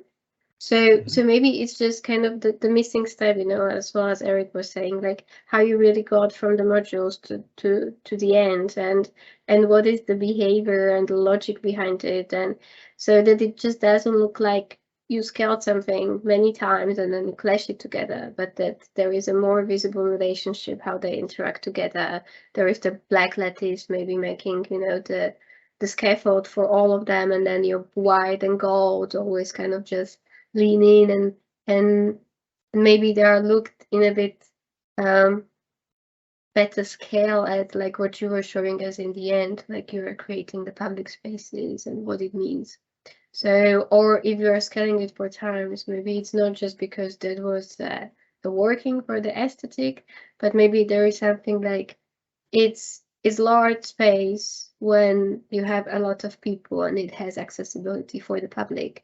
And when you are reducing it in the scales, it's getting to be smaller and smaller space just for, I don't know, the leadership of your country or some special occasions or something. So maybe the detailing or the materiality or the execution is changing with the scale. So it's not the same element, just smaller, but there is something that makes it, is a reason why it should be smaller. Maybe that can help you to arrange them or define them. Yeah, definitely good input. Thank you very much. Thank you. Yeah, thanks for the comments. And we should move on to the next one. Thank you, guys. Very good presentations. Thank you. Thank you, guys. Lovely presentation. Had so much fun there. Let's move on to Kate and Oscar. B6. Oh, sorry, A6. Hello. Hello.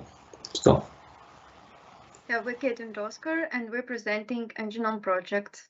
Let us welcome you all to the Symbiotic Lagoon.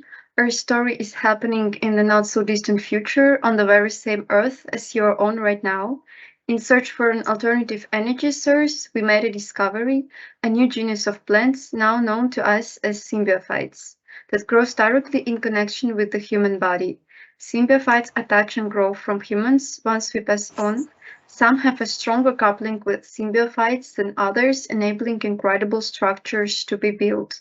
We call those people engines, vessels through which the symbiophytes get the energy to grow our new environments. Together, the engines and symbiophytes have enabled us to reshape our environment and now provide us with the means necessary for the survival of society. This ushered in an era of wonderful coexistence between us and the symbiophytes. Maybe it's time for us to present ourselves. We are the bioengineers, or as we often call the rooters, because we work within the underground root systems. Our task is to understand the genetic coupling between the symbiophytes and angions. We also conduct experiments and try to improve and modify the symbiophytes and their link. We've already presented our genetic prosthesis. With the multi-layered breakthrough, we managed to reach a stable symbiosis and an all-season adaptable prosthesis. We've also reached our core puzzle as part of the Angenome project, consists of the living unit and energy cores, through which the technology of the symbiotic link is enabled. Today, we'll be familiarizing you with the next chapter of our project, the symbiotic community. This research project has been extensive and gone through many stages to reach its current iteration. The primary goal of the project was to design a sustainable biome integrated in a given environment. Our current setting is in a lagoon. After an in-depth analysis of the terrain in our labs, we synthesized a catalog of compatible parts that would aggregate to viable structure for the biome. These parts were divided into groups and named accordingly with their functionality in the future structure. There are certain rules we set for the aggregation to grow. For example, Y rule was commonly applied to L parts, producing cleaving units through mostly horizontal distribution. P and H parts also follow this rule, creating a mechanical frame that supports the root structure. Then there is Z rule that allows parts to partly stack and therefore slightly grow in vertical direction. The PB rule is implemented to the energy core parts for clustering, and T-bot rule is set for the same E parts to aggregate them upwards. We ran numerous experiments with the selected parts, using the following build-up sequence. It is a more stable structure yet. Once the site has been defined, the first symbiophytes are planted, which immediately start to grow. Next, we construct a mechanical framework to support it, which in turn enables a spurt of vertical growth. After, vertical supports are attached, stabilizing the structure, in turn allowing further vertical flourishing. The structure then continues to expand horizontally. Following this, we start to deploy environmental interfacing structures that gather live data from the site. The last stage is that of symbiophyte overgrowth. This enables a deeper interaction and connection with the environment, revitalizing it to the symbiophyte's technology. This is all designed in service of attaining sustainable and flourishing biome. In this lagoon, we've grown the manifestation of our latest successful research.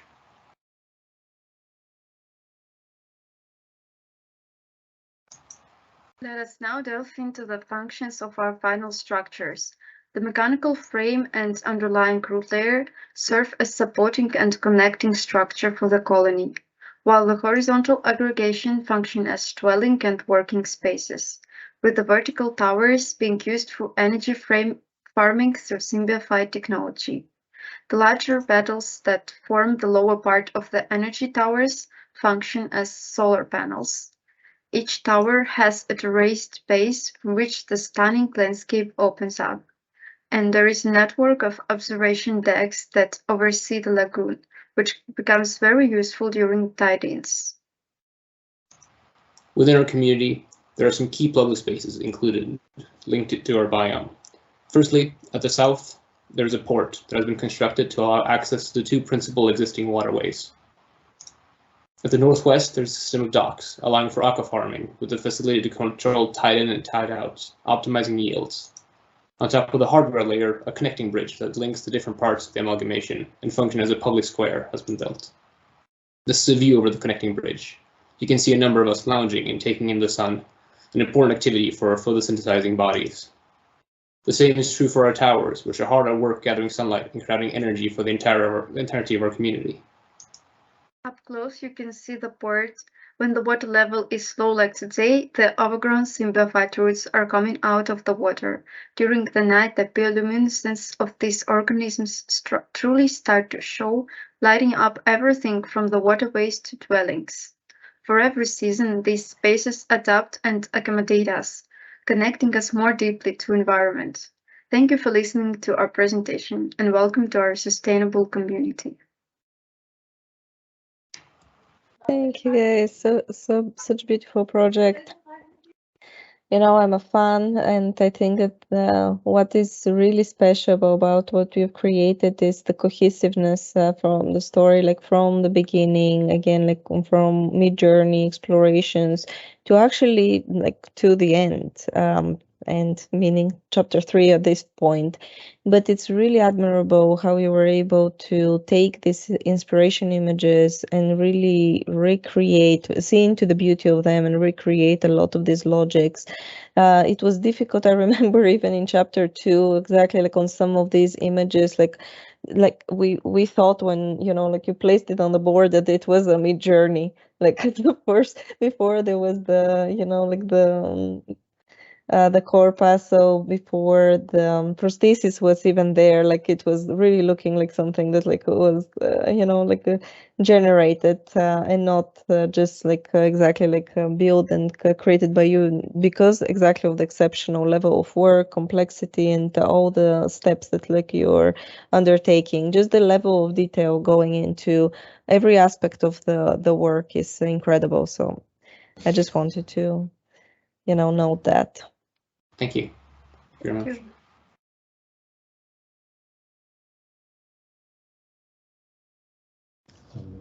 Yeah, I think it's really interesting work, and I also was taken by this kind of very interesting studies on symbiosis, or the kind of, if you will, amalgamation between the veins of the body and the systems of the body and the systems of the environment, or the veins of the environment.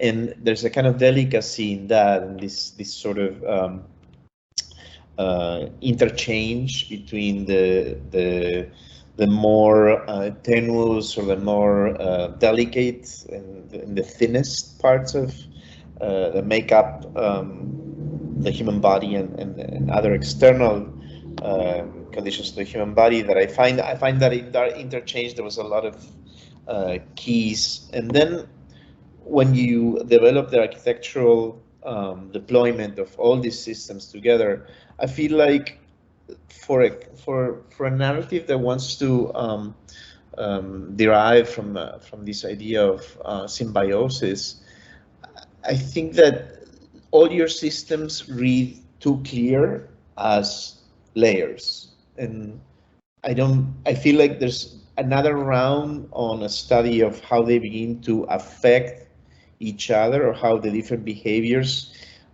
get negotiated or amalgamated is needed, because at the moment I feel like there's too much hierarchy. I can very clearly identify all the different subsets of elements, and so I would be missing that sort of more delicate interchange between the thinner parts of each one of the systems, so that a kind of symbiosis is more felt. I think it's really interesting, but again, to me, there's too much order in regards to the autonomy of each one of the systems today. That kind of okay. I think that's a fair comment. I mean, I think a thing we struggle with as a group is kind of it's always that border of getting, you know, too messy to not be understandable versus make something that's clearly legible. So I think we opted towards like the layered, so that you can clearly tell the pieces. But I fully understand your comment of like sort of merging them a bit together and getting another round of that.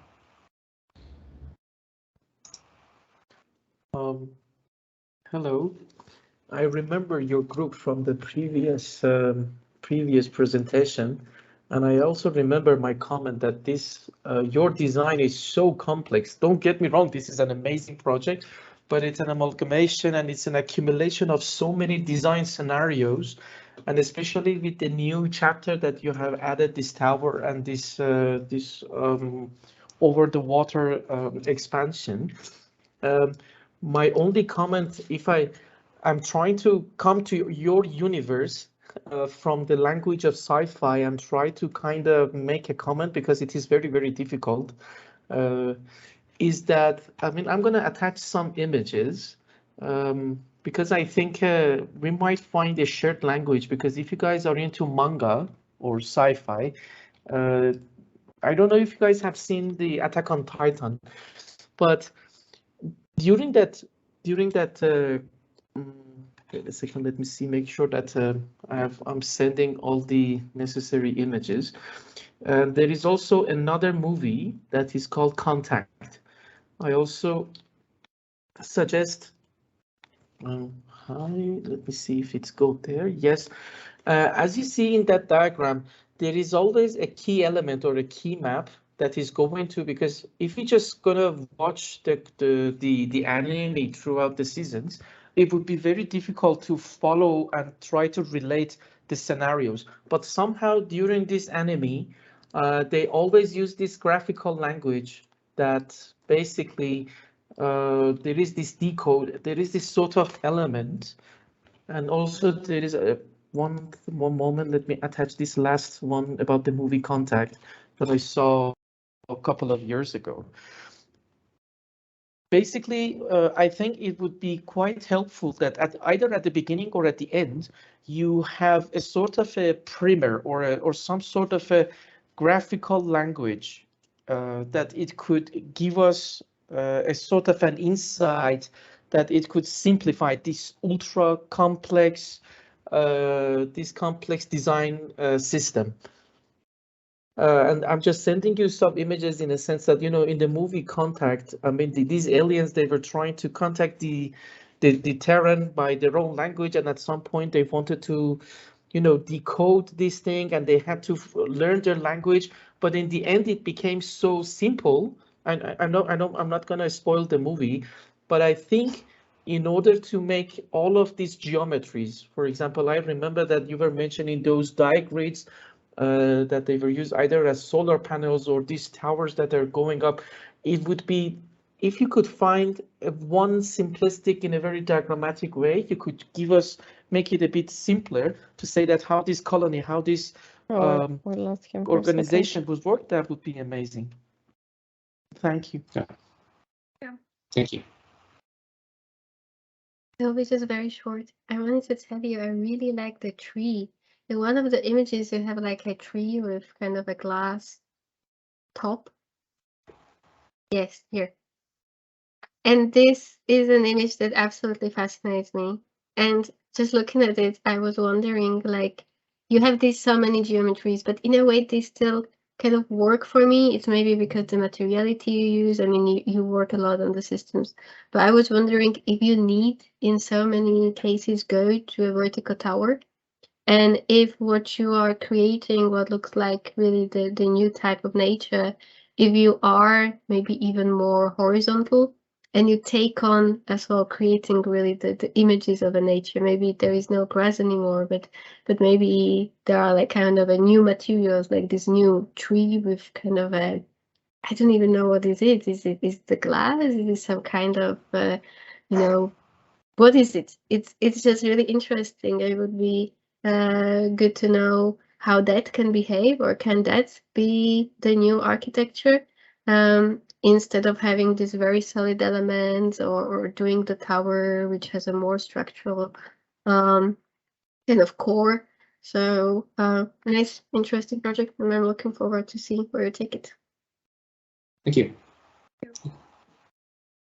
Thank you, guys. Thank you for the comments and really detailed and impressive work, like always. So guys, Let's move on. Yes. So before we have Kiko.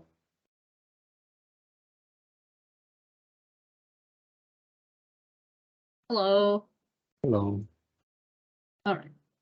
Let me share my screen. All right, hi everyone, I'm Kiko, and I'm going to be presenting my project, The Feral Lanterns. So the story takes off in 1 billion years into the future. It has shown what has truly lasted in time of exploration and conquering each other. The exchange of many ideas and technologies and resources merges separate planets and cosmos into one giant interstellar ecosystem. Landscape ranging from urban environments and desolate lands that once held prominent civilization dusted away with time.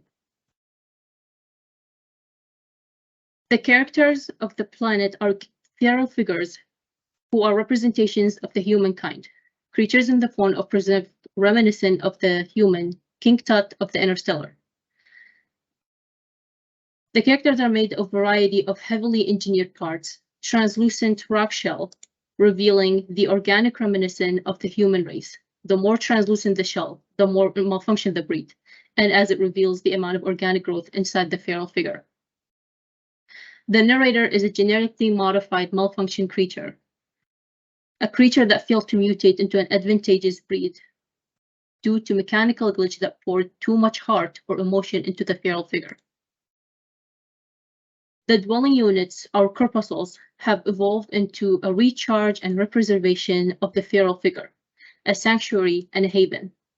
A kit of parts that the feral figure represents the heart of it, to activate it as a hideout space, to escape further eruption and continue the preservation of what's left of the human race. The feral figures are micro units that make up the macro system of the cosmos. Each unit is a module that interlocks with other units.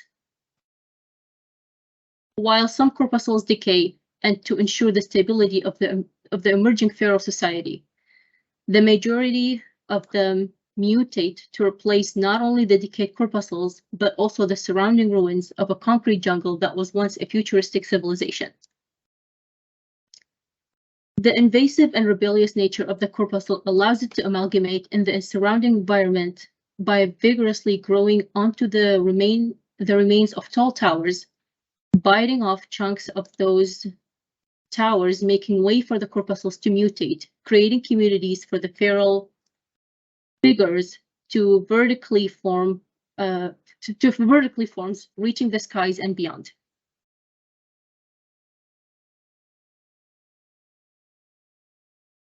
After the ruins are destroyed by the first generation of corpuscles, the old footprint of those destroyed buildings is replaced with rigid base, setting markers for the mutation process to commence and create the amalgamation of the vertical feral society. The initial growth process creates the first cluster of amalgamation. Then the cluster multiplies by mutation. It is arrayed vertically at close proximity to create interwoven among the corpuscles. Scaled up in size, then the decayed and the old corpuscles fall out, generating porosity in the towers, creating room for public programs to develop.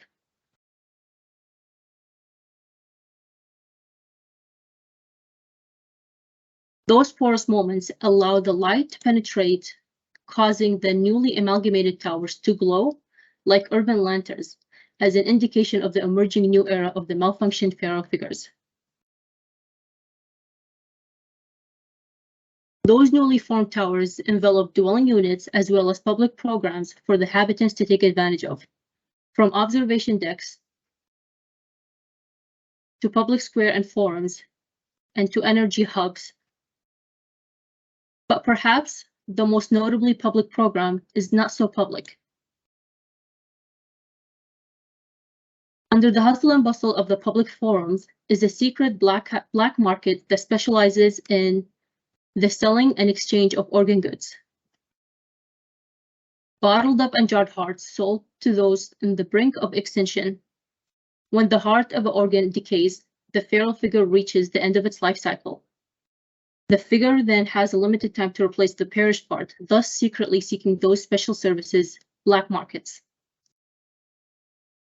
The feral figure continues its quest in collecting hearts and emotions to understand what was called the human race, and thus the journey continues. Thank you. Thank you, Kiko. It's a very imaginative work. I love again exactly like how you're like taking everything from the beginning of the journey, like through all the chapters, and like, how beautiful like these structures, crystallized structures, you know, are coming together. I feel that there is more opportunities like to envision the public spaces and, you know, like just the interactions between the prostheses between themselves. But I think that again, like this is, you know, with midway in a way throughout the program. So there are many opportunities like to, you know, like think about this aspect, and also like, you know, incorporate now like the next ones about like mobility and how these structures are going to allow for that too. So thank you, beautiful work. Thank you.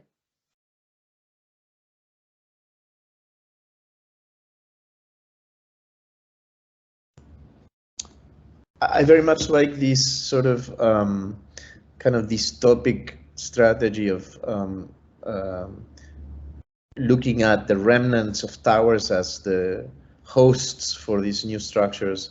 And I think that what I'm missing perhaps on the narrative is the kind of agency, or the way in which these the growth of this system would potentially generate the kind of dynamics for kind of the destruction of the towers. As much as the system grows, it also needs to kind of carve into the towers to generate its nesting spaces to lock into the towers. So I think it would be interesting if as the system grows, that it continues to necessitate the host. And so that I would just try to always sustain that sort of dynamics, because it makes for a much more compelling narrative, and ultimately it allows for the sort of trace of the activity of this destruction to become the enabler for this structure, the new structures to sustain their livelihood. So I think there's a kind of interchange of energy there, or amalgamation, maybe, that is kind of interesting to sustain. It's very interesting work. Thank you. I think that you have made a great point, Eric, about like how exactly like the logic between and how exactly like these things are coming together. But I feel that there is also an opportunity like on the lower levels, not just, you know, the higher like, you know, structures like to be taken over, you know, like in a way with this like crystal-like geometries, and just like crystallize the whole, you know, like world basically in this way, like mutate it, right? So I do feel that like, yeah, there is like a lot of like potential into like different kind of explorations, and it's still open to these interpretations and ideas. Makes sense. Thank you. I thought in your images, those are kind of these, you know, rhino shaded view. When you go to yeah, here on the left, exactly. I thought there was, you know, really good take on like how you combine them. Because when they are combined, there is like a hole in the other element, and they interlock. And so I thought that is a very interesting way how you create, you know, your entire families, that they kind of interlock and they are together. Although they are scaled, it still didn't look the kind of just put together. But then when you had so many of them, to me, like in this image, you kind of lost what you had before. Like before, it was very clean, detailed. There was a logic and how they combine. And maybe it's just, you know, not having so many elements, or, you know, as you at the beginning you created the elements, those can interlock. Maybe just when there are so many of them, they still kind of have the logic of interlocking to create the structures, so they are not just kind of put together. I really like at the beginning, you had as well, maybe it was the heart, or it was like a one geometry, and it looked like you have these shells around.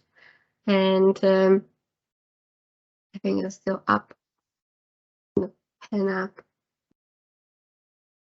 and towards the right.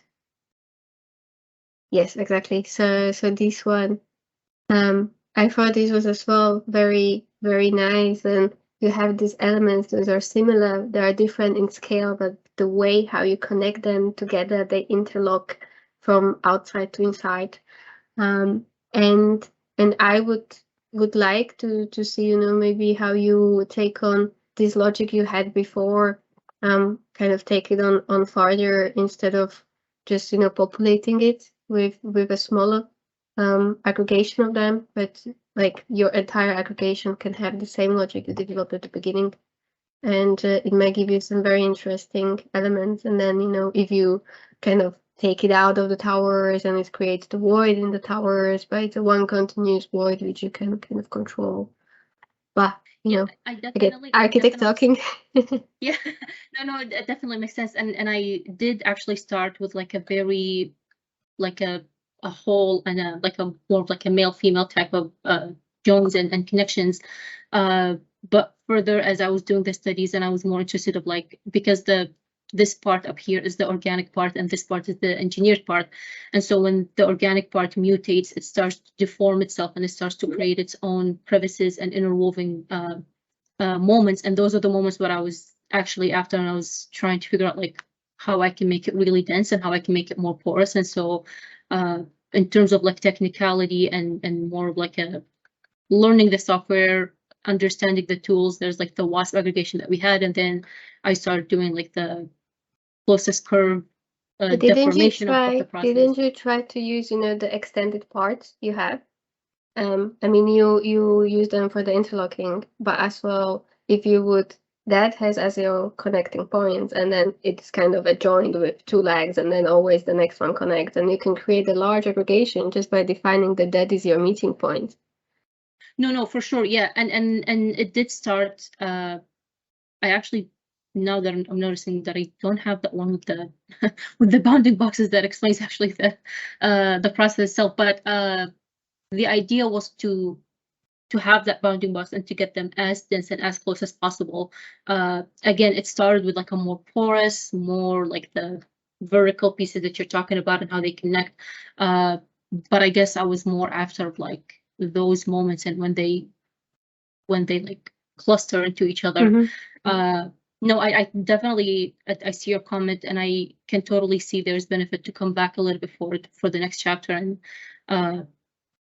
because then it would be more cleaner joins and connection between them, obviously, which would allow for the mobility path, I would say, to start emerge and start doing its own thing. But I guess for this particular chapter and for the learning process, I was more interested in that. But we'll see when we go to chapter 4. It's very nice project. It's just kind of, you know, the systematic approach can maybe be helpful for you to work with it farther so you can control it. Yeah, for sure. Thank you. Thank you for the comments, and then now we go into the next group. Thank you so much. Thank you. Thanks, Kiko. Thanks, Kiko. It was a beautiful presentation and book. Let's move on to Kong and Ryan. Kiko. Hello. Hello, it's guys. April. Yeah, Gong and Ryan.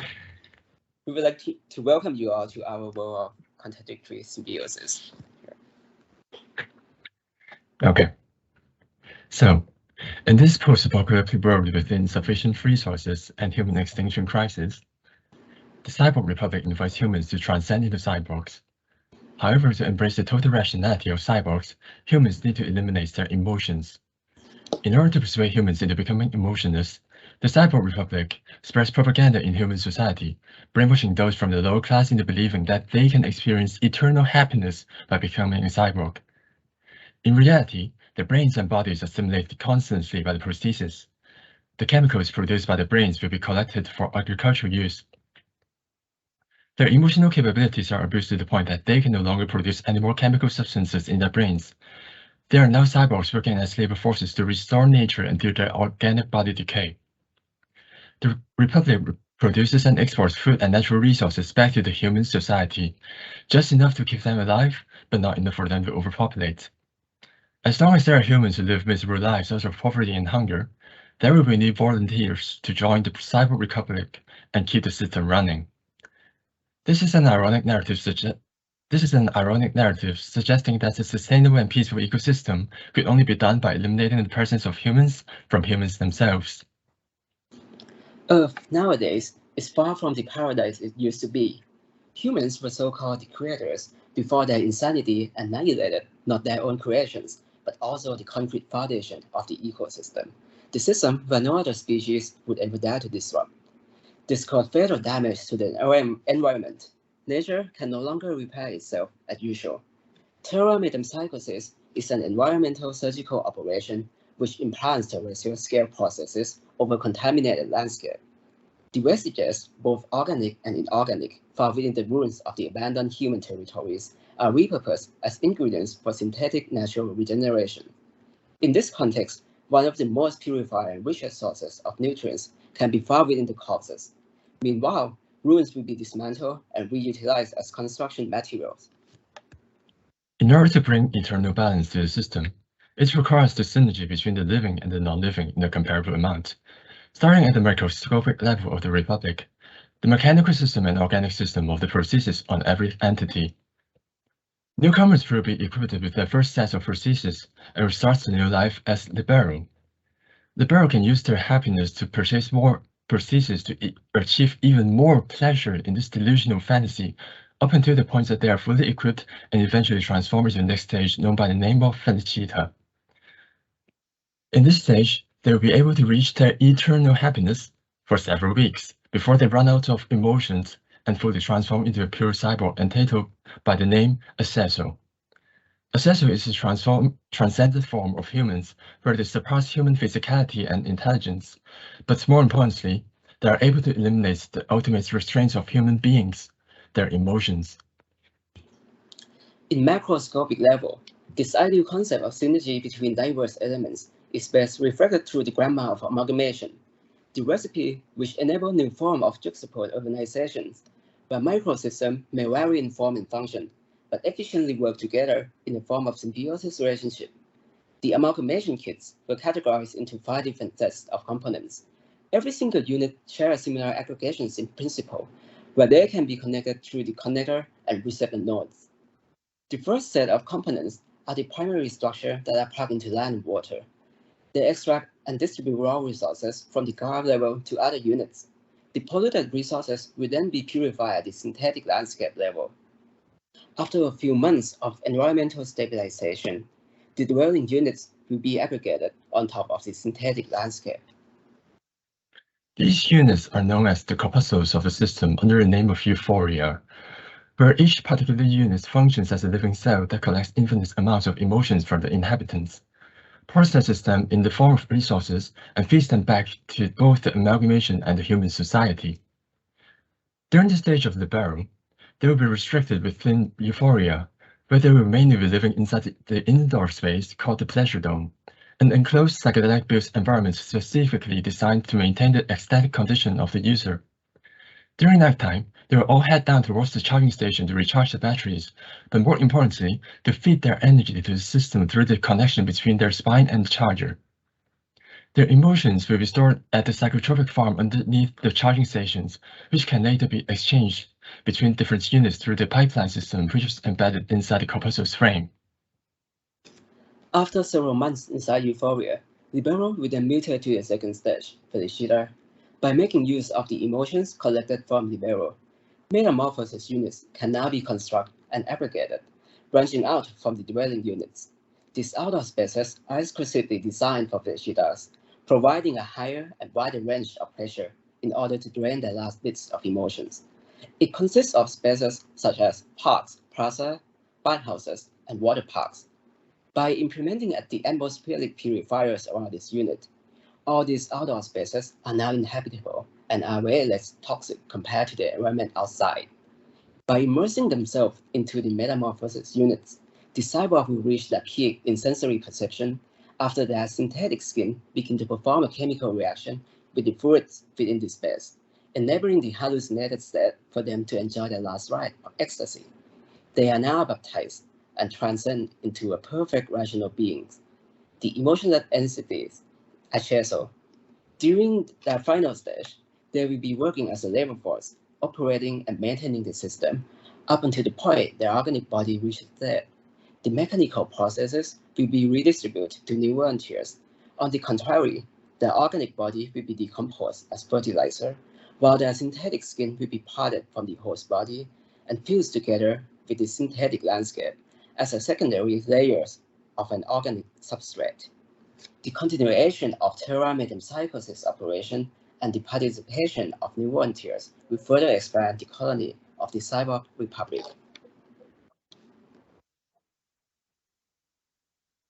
Terra metempsychosis is the solution to resolve the utter chaos brought to nature by humans. We, the Republic, envision an ideal ecosystem through the amalgamation of the organic and the inorganic. It is designed to not only support the different aspects of living, but also demonstrate an ideal concept of sustainability and fair exchanges between multiple entities. The reincarnation of the macroorganic system, nature, could only sustain within the framework of the mechanical system, while the mechanical system is functionless without the emotions collected by the microorganic system, the cyborgs. These two complex systems of contradicting fundamentals complementing each other, greatly echo with the ideology of contradictory symbiosis which, we, the Republic, strongly believes in. Thank you. Thank you. Thank Mic you, drop guys. as usual. Vote for republics. Thank you. Guys, like it's really this, does remind like the new Matrix, Such a rich project, but it's rich in emotion, it's rich in narrative, in presentation, and it's so well intertwined in this like beautiful symbiosis. Every aspect of the storytelling like has such strong visuals like to accompany it, and just like to make you think, and like give you like so much like ideas about like what like it could be, or like really reach like an emotional level. So this is like again like a very, for me, very high level of mastery in order to be able to tell a story in this way, in this like unique way, and create this narrative from zero and follow through on each aspect. Thank you very much. Thank you.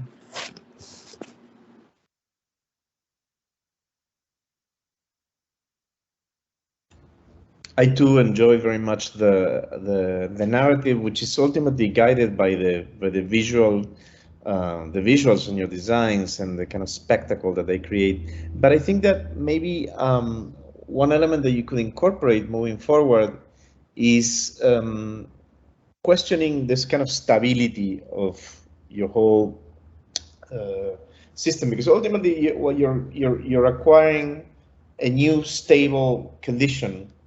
Or a new kind of balanced condition where the depletion of the human capacities becomes the very thing that allows for the kind of sustainability of your new organization.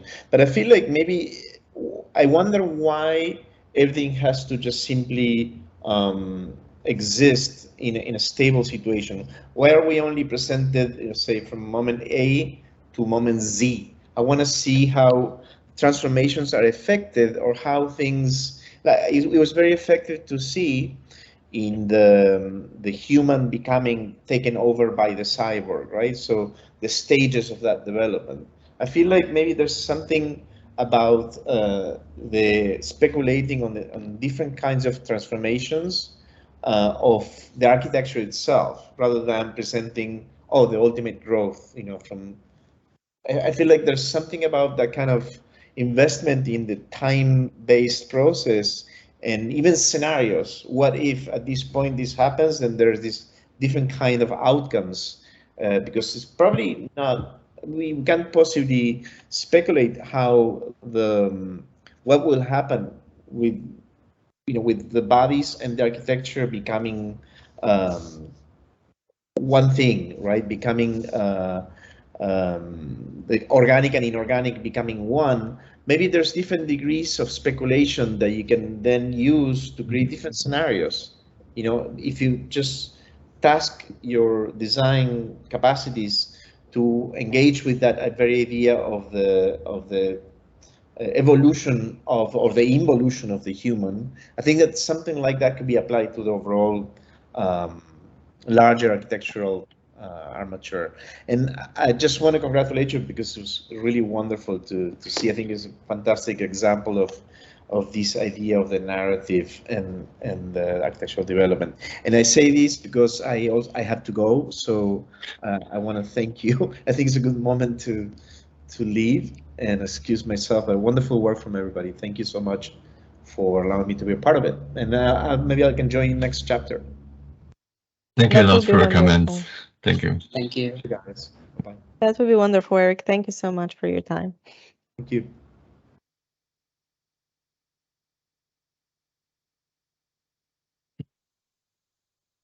So congratulations, guys! It's a really nice project. You really mastered, the way how you made your elements. So when you were aggregating them, you always kind of remodel them a bit, so the connections look really smooth and well developed. So when you made this entire composition, now there are no odd intersections or anything. So geometrically, it's you spend a lot of time on it. You know about it. So it looks well.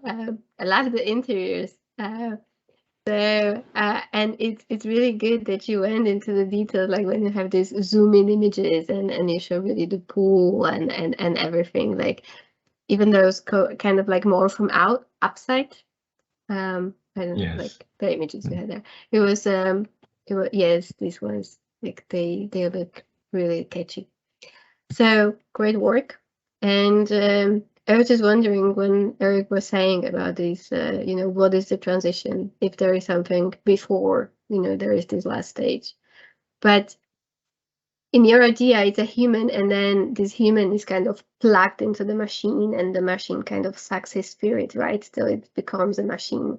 So the humans, they are not allowed to be in the world before they become a machine, or are they able to kind of as well be outside? That would be. Do you want to answer? Actually, go ahead. The human society, which live outside of the republic, but they live in like the really poor conditions. So it's kind of like the incentive for them to join the republics, so they can live peacefully and happily in this society. They are not allowed to enter the republic. So this is for them like kind of the idea of the heaven in a way, like this is where I want to go. This is my afterlife. It is interesting. I was just wondering, like, if this takes, I don't know, from a human to become a cyborg, it takes 20 years. So they always like become a bit more robot, and then you can kind of be around in the world. So maybe you have kind of the outskirts of your aggregation, which the geometries look different, kind of less developed. And then you go from this kind of more, I don't know, not so nice smooth geometries, it's more rectangular or something. And then as you go to the center, or you say how you do it, you kind of become more the smooth what you have. So kind of you visibly see how the people and the landscape changes. That could be interesting way, but just an idea. It's really nice work. Thank you for sharing. Yeah, it's a really great idea. Yeah, thank you. Congratulations, guys. I also remember this project, and I think you're in the right trajectory. Congratulations again. Well done. It's very rare moment that I assume that you're all architects. That not only I am not. Oh, you're not. What's your background? I studied in film school and then went to like a media art school, which I like not enjoyed it that much. So yeah, it's a very bad background. So I think perhaps in most of, I think from now onwards, architects, they should start considering collaborating with artists, because I believe that the outcome of this cooperation or this teamwork has resulted in such meticulous and mesmerizing design compositions. And not only you guys have managed to basically tap into the field of urban design in a very high profile, futuristic, and again, yet inspiring and, you know, naturally inspired by taking inspiration by nature, the way that these elements that they grow. But at the same time, you have gone very, very close to the end user, speculating all the like in terms of feelings, emotions, the connectivity between the these inhabitants, and yes, and it's very rare. You know, architects they I mean, we either take pride in the exterior fascia of the design itself, or they go really deep into the, like when they go to the interior design, that they really try to make a connection or attachments to the humans. But it's very rare that in the both spectrum of a very like urban, basically you create a marriage or a bridge between urban design and at the same time very, very, yes. When I saw that image, it kind of reminded me of the movie Recall, and I thought that maybe in the end you would say you could enter this scenario just by subscribing, I don't know, $1,000 a month. You could basically go there. It was very, even though it's so surreal, but at the same time it's very believable. So yeah, so that really got me. Congratulations again. I really enjoyed it. Thank you. Thank you all for your kind words.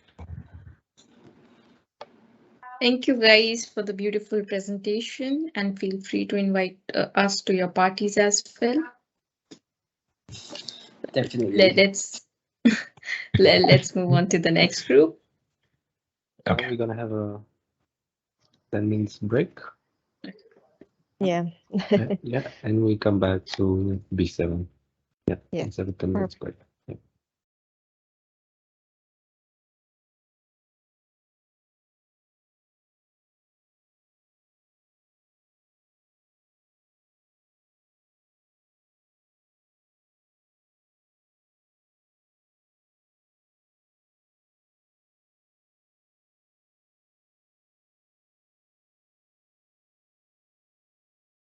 Shall I share the screen? Yes. Share screen and share sound, right? Yeah, yeah.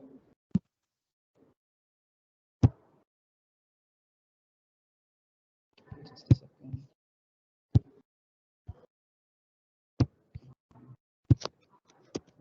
Hopefully this is visible. Yeah. Yes. Is it visible? Am I audible? You're Okay. a little Yeah. low. Can you Okay. can you hear? Okay, Now? great. Now? Yes, that's Okay. better. Yeah. So yeah, we're ready.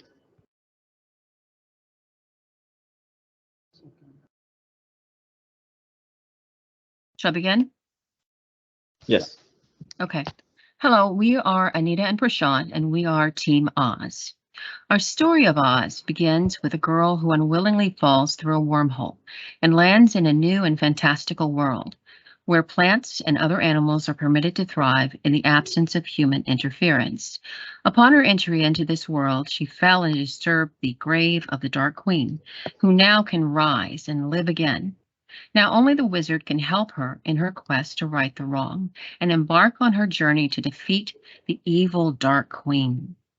So within Prosthesis in Chapter 1, we selected the wizard as our main character and designated his body to serve as a warrior ready for battle. His skeletal system is infused with blue ore that has magical powers, and his skull was inspired by a helmet and is also infused with the same blue ore for protection. The corpuscle serves as the center of the gnome community. It is the home of the wizard and has several areas where the wizard interacts with the gnomes, and it's enclosed in diverse spaces. Within our design process, we began with the ideas from Midjourney, and we derived several variations until we arrived at our final overall concept. Within the amalgamation, the environment is basically comprised of two main plates.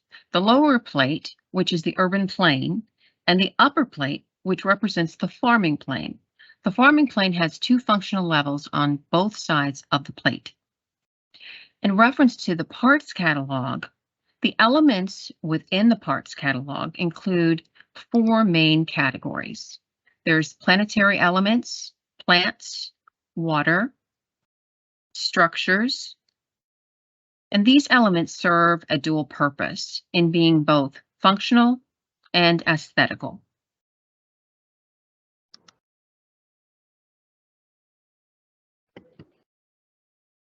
We took parts of the corpuscle itself that were more geared toward habitation, and these parts are then used as modules for the aggregation. Now, we use computational systems to devise a rule set where these parts could form a connection, and then they create an in an amalgamation of each and every connection, they form the whole aggregation. So the first stage of the aggregation starts with the outer layer of the module aggregation. Then in the second stage, the inner layer forms. In the third stage, an upper level right above the earlier first level forms in the third stage of the aggregation. In the fourth stage, the aggregation starts morphing into a twisting tower geared towards to cater to the more harsh environment of the environment. In the fifth stage, another layer adds up on the top of the tower. And in the final and the sixth stage, the aggregation stops and concludes. And then after that, the aggregation then morphs into the these mutations to cater and address the site and the tearing conditions of the environment.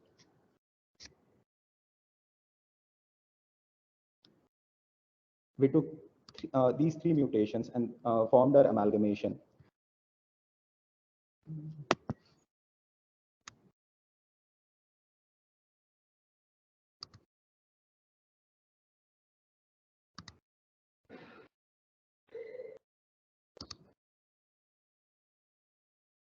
The amalgamation's exploded diagram provides a detailed placement of elements, and the aggregation shows the full use of these terrains.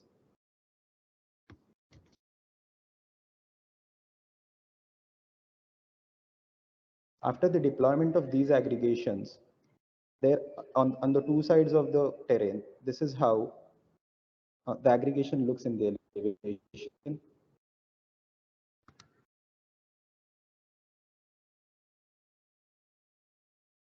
And after the deployment, this is how the aggregation looks in the plan.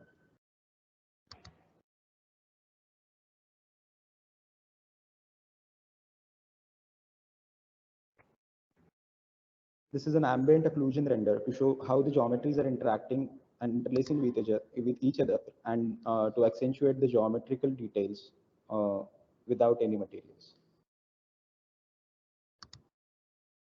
There are 8 types of public spaces within the amalgamation and 9 actual locations. The forming plane contains 3 such areas. The main urban plane contains 4 spaces, and the 2 remaining spaces are stargazers, which are free-floating bodies. From the list of these public spaces, we focused on 3 spaces which you can overlook from this render. There is stargazing platform, a gathering platform, and the pavilion, which is right in the center of the tower. We have the main gathering platform where the wizard gives many announcements and lectures, and he imparts his wisdom on the gnomes. Here we have the wizard and 2 of his gnomes, Tipi and Birdo, looking and gazing towards the stars and the beauty of the sky and planet. Now you might be wondering how this world might look from the point of view of a gnome. So here we have a view of a gnome looking up in the world of Oz.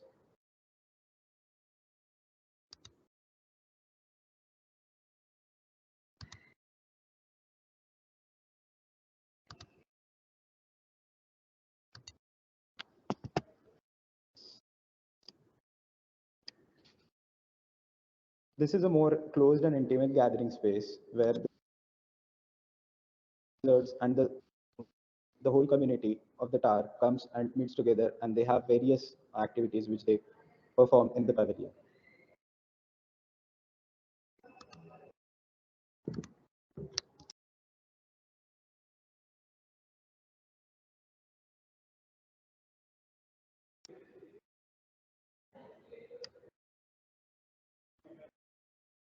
I'm sorry, it's lagging so much.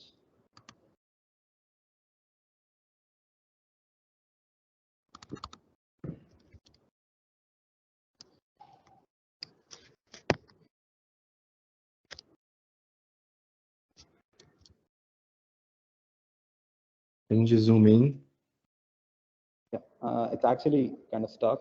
That's why I'm trying to like click on the arrow. It's not.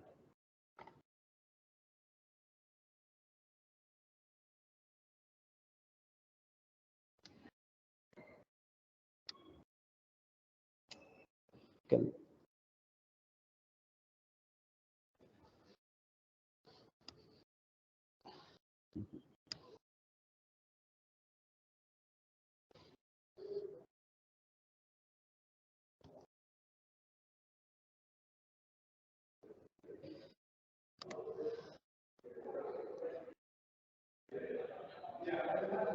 Now, the aggregation itself is actually a living organism that has the ability to change and alter its appearance. Color and the mode of amalgamation can change with the seasons. And here in this one render, you can see the amalgamation fully turning white in the winter.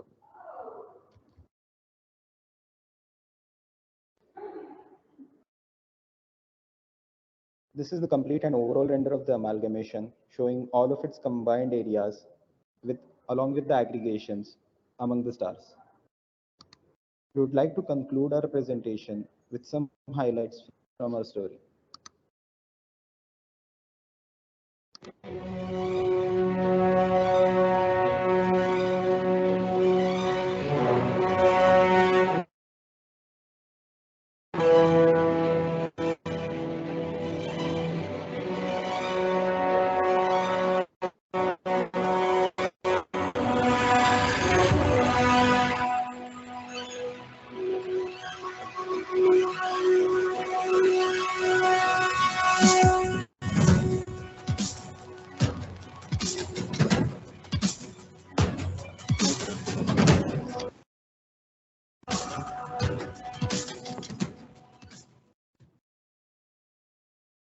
Thank you.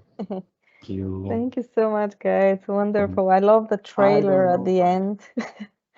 Like to combine like some of the most beautiful parts of the work. I would like to again congratulate you on all this beautiful work you've put together. It does always remind me of really a fairy tale land of a snow globe.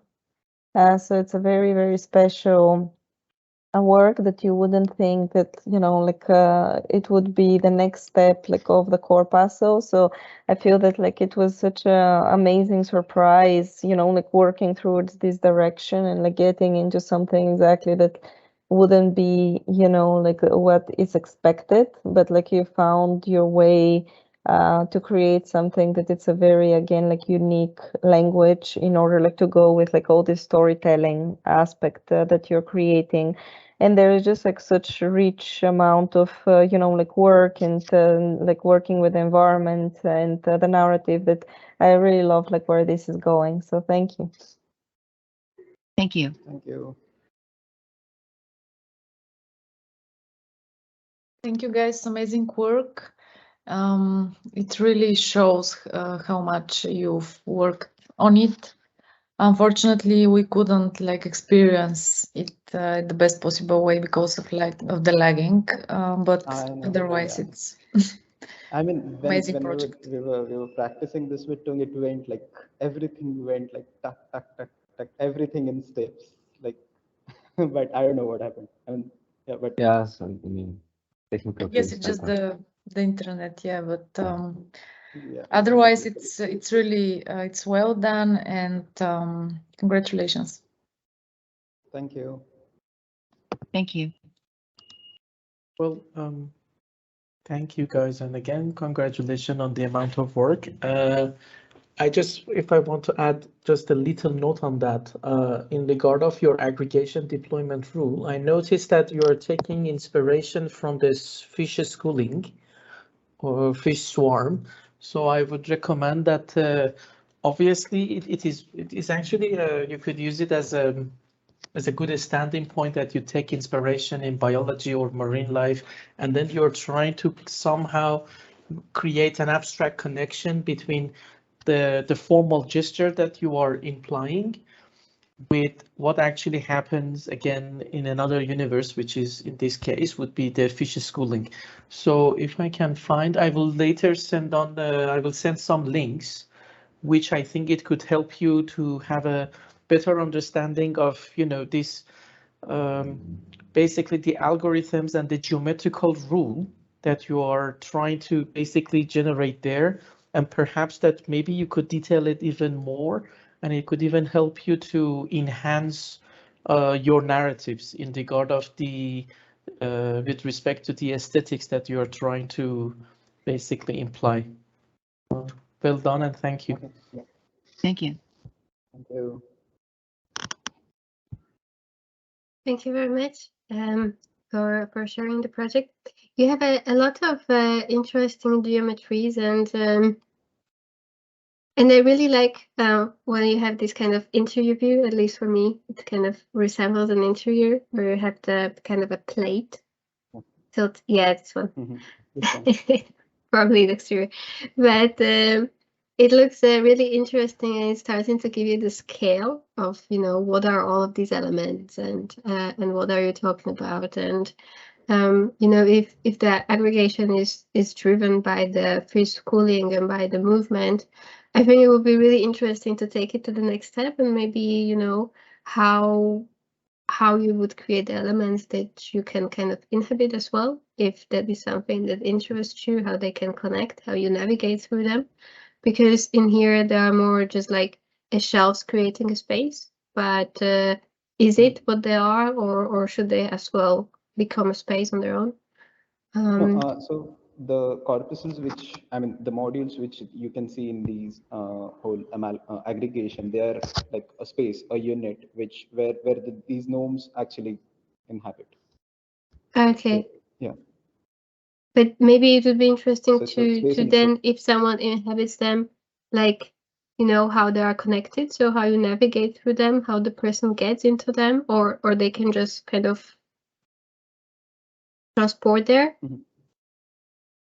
So that would be just interesting to see, what happens when you start to blend them together. When is it not just a copy of them and then kind of deformation, but if they create a kind of a combined system, which is then your space that you walk through, not just like kind of room by room.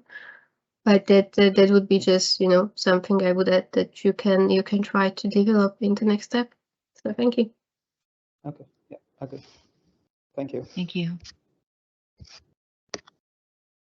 Thank you, guys. You should be proud of the work. The presentation, yeah, I didn't well, like it didn't end up well, but I had the opportunity for you to present it in the best possible way, so that's fine for me. Maybe next time. Next time. Yeah. Next time. Yeah. Thank you. Yeah. And Thank also, not every time everything goes perfectly, right? Like, and there is again like a learning opportunity, like to every time, like to do your best with what you have.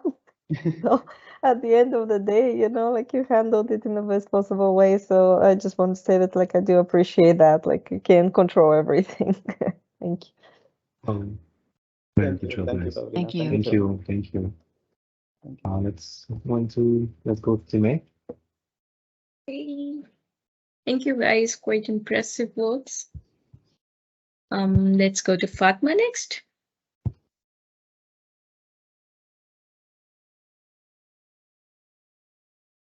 Hello. Welcome to Gorgonia, the sprawling transhumazone's metropolis of the abyssal reefs. This is Lee Oxymorosa, and I am Fatma Farrog. This is a tale about one of the most timeless quests of the humanoid races, finding the key to immortality. But due to the nature of a task with such magnitude, a hefty price must be paid. That is her humanity. Who is she, you might ask? Well, meet Livia, the humanoid in question, embarking on a quest. On this quest, she's a transhumazoan, or a jellyfish humanoid, if you may. And on this journey, she has undergone certain changes and keeps evolving as she delves deeper to find this key to immortality. Why would she embark on this quest? Well, it's her duty as an Alpha Gamma, a royal scientist, head of the immortalisotology branch. And this is where she works, this corpuscle. She works and lives there, and this is where she's been going over all her theoretical work, but it's never enough. Now, where is all this set? You might be wondering. Well, let me welcome you once again to Gorgonia. This is the bustling city of the Medusaic transhumazoans. It's a somewhat segregated community, and the different evolutionary stages of these species is what marks these different districts and nodes. So you've got the alphas, which are the rulers, you've got gammas, the visionaries, you've got the betas, the commercial and entertainment people, and then you've got the deltas, which are the laborers and soldiers of this entire community. So where is it situated? It's nestled deep into the ocean. From the seabed and between the coral reefs it grows. So how exactly does this grow? Well, let me tell you. Okay, so I did say grow, and all these architectural wonders you see before you are living organisms. They have been after effects of this Medusaic evolution as well, and they either grow from the seabed, to tower to unprecedented heights, or they grow from the cliffs in a mushroom-like fashion. These two almost completely different architectural species are then bridged with a third type of architectural element or organism, and this is the bridging connections. And this is a way of how they grow. You could see here how they grow from the very deep depths of the seabed into these unprecedented heights, and they also link to the cliffs. And these are the different elements and how they connect together in this very intricate manner. Okay, well, I've talked enough about formation. Well, what is Gorgonia really like? Well, let me take you on a little journey. Here we see the outlines from afar, merging with the coral reefs. And as we move closer, to the edges of this flourishing district, from the shielded gates, we can witness the hubbub of activity. If we look at this overview, we might see where the main areas are located and the main activities, and we can also see how this segregation happens. So from the very top, you've got the royal areas where the alphas reside, and as you go deeper, you've got the gammas on the sides here growing from the cliffs in this mushroom-like manner, and then we've got the districts where the betas, which reside in these towering modular-like towers, and then we've got the shields, and behind these shields are which protect this district, we've got where the deltas work and where they live. So let me take you back down from the bottom. If we enter this area, we move from beneath through the delta tunnels, and here we could see the overviewer or the overseer really talking to the deltas and how monitoring their work before they start their workday. And as we see from above them, we've got the corpuscles and we've got a lot of different types of growth, and you could see where the betas reside from atop of them. And then if we zoom out a bit and we just move a bit further up, this is what a lookout tower on the periphery would look like. And it's about keeping an eye out for any predators or enemies that might invade this district, because of where the royals live, and because it's obviously this community and it has to be protected. So what would this look like? Again, let me take you back. This is what you would be. This is what the view would be if you were a beta residing in these districts, and this is what a lookout tower would look like. And here you see how it's embedded into the coral reefs of the environment it lives in. And here we could see another public area, which is related to the alpes and the beta. It connects the alpes with the betas and also the games. And this is where the royal grounds, and then you've got the beta towers down there. So if we look at this, shot, we really see like how this entire community works together. We could see these different people frolicking around. We could see the games doing their thing. They're just talking, discussing like scientific stuff. You've got the deltas probably going off to fix some issue there. And then you could see here this overseer talking to her researchers. And you could even see some of the royals just monitoring everything and just like lounging around. And this is Gorgonia. And that is all. If you want to visit, come down. It's a cool place to be. Thank you. Thank you, Fatma. Thank you, Fatma. Very appealing, visuals, like underwater with all these colors and reminding coral reefs. You know, some of the comments that it was like the difficult exactly like to get like the balance between like understanding aggregations, like making sure that you know, like the visuals are telling the story. So I think that like you've really done a good job, like really like, you know, creating this you know, opportunity. I feel that this image, yes, it's your money shot there, because like it does look like a coral reef, and there are like so many stories like intertwined into the storytelling. So well done for me. Thank you. Hi, Fatima. I remember your work as well from the previous setting. I think I see a very good progress. The way that you managed to finally make a connection between the you know, the character that you created at the very beginning and somehow how the entire organization will work. The visualization, your money shot is quite good. I just want to send you, you might have already seen these, but I will just send you two images.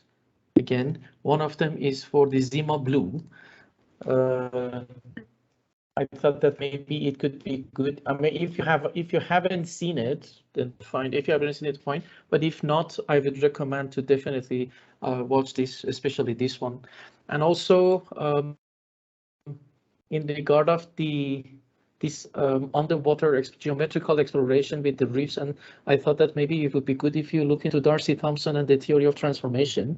I thought that maybe just going through that, it might be helpful to have a better understanding that how through this this transformation of the grid, how you could basically in biology you could play with the topology and the typology. I thought that I believe that the image is self-explanatory. So yeah, keep up the good work. Thank you. I also wanted to tell you something, because I was just telling Ava that last time's comment, you referenced an artist, and that artwork really inspired this process. Like there's two artworks, I was just sharing them with Ava, and they really like inspired me. So thank you very much. I'm going to be inspired again, probably. Nice. Keep up the same spirit. Cool. Hi. Thank you for showing us this very nice project. This is really a beautiful image.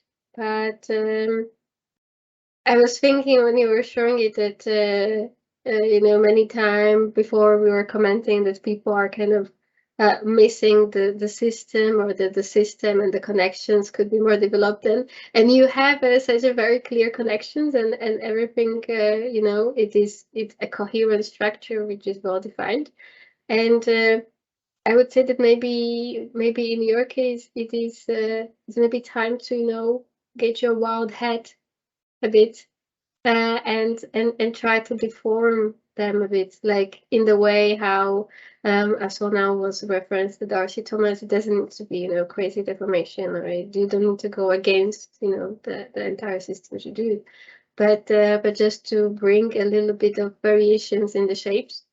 Because as well, corals, they have variations. They can be still thicker, thinner. They create different assemblies. So it could help you to, as well, in a bit different way, arrange, which environment that you want to create for your inhabitants. And so maybe next time you don't need to be like, this is where the king and the queen are, where's the royal family, and this is the watchtower, just because something gonna have a different frame, we just pick up, we can read it automatically. But it's very captivating. So thank you. Thank you so much. It is a really amazing project. I like all the colors, like the color palette that you are using. It's really good. Also, you presented it very well in detail and explained everything. So congratulations. Thank you.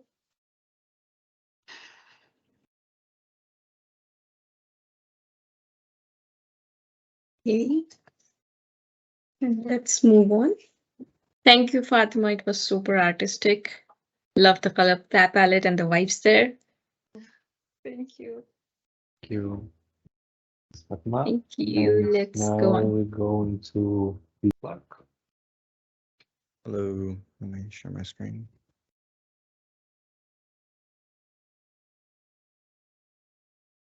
Can you guys see my screen? I would say yes. Yes. Okay, hi, my name is Clark Chang, and this is my project. Welcome to the world, from the crystals to creatures, harnessing the energy for survival. This is a story of a distant planet where creatures and the environment evolve together, transforming into a glowing landscape fueled by the power of the crystals. The story begins on an icy planet where mutation of creatures started to harness the energy of glowing crystal at the heart of a planet. The environment itself was evolving along with them, transforming into a glowing landscape of crystal and light. These creatures adapted to the environment to what you see today, the prosthesis. The prosthesis is a creature that has learned to harness the power of the crystals. The very fabric of their world began to shift. The once dull rocks and earth began to pulse with energy, giving off a radiant glow that illuminated the creature's path. The creatures reveled in their glowing world, exploring the many wonders and basking in the vibrant light. They built towering structures made from the same glowing material that surrounded them. These creatures inhabited the very form that keeps them alive, the corpuscle. The formation of the shell and crystals were a necessary evolution towards an energy source and protection from the harsh exterior environment. The very air itself was infused with the power of the crystals.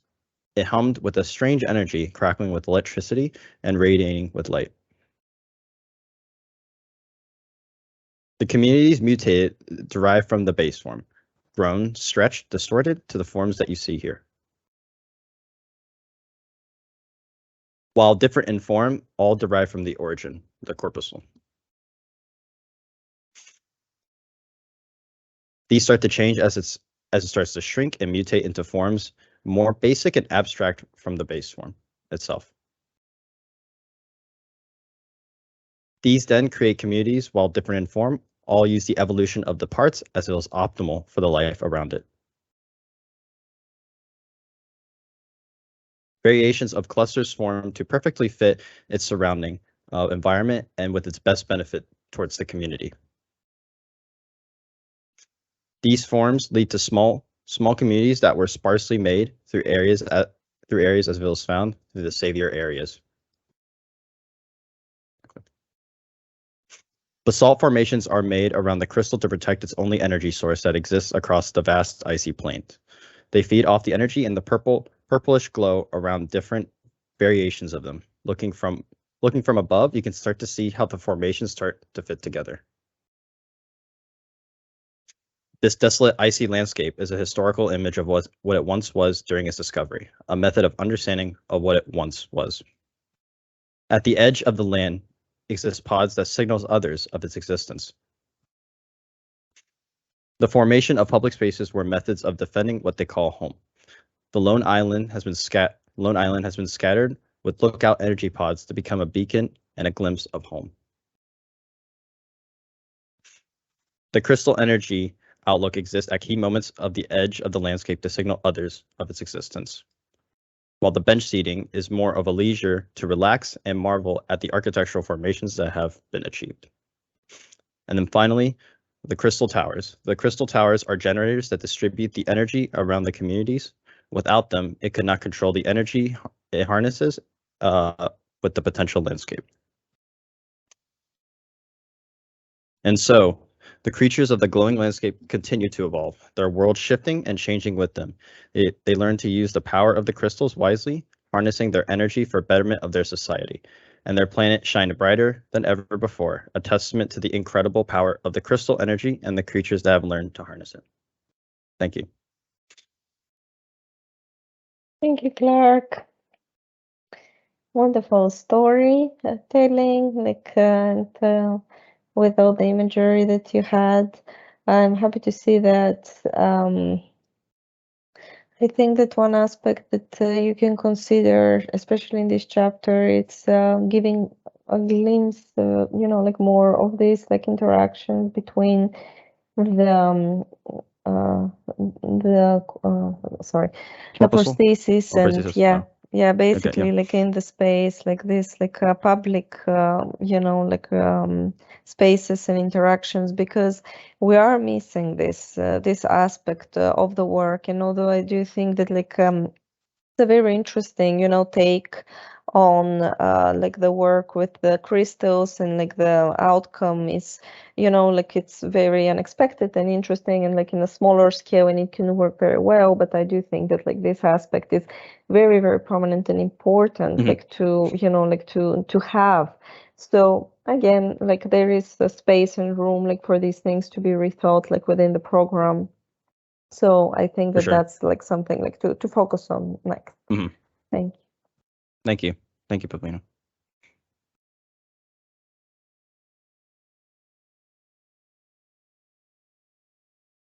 Hi. Hello. Hi. I like that you have these nice detailed connections. So so that it's not just kind of brought together, but that they kind of interact in a very controlled manner. So I actually appreciated that you play with the scale and with the movement and with their positioning while they're still kind of very much communicate. And I would be really interested to see maybe more from the interviews, like what does this connection between them, this interlocking means in the interview for your new inhabitant.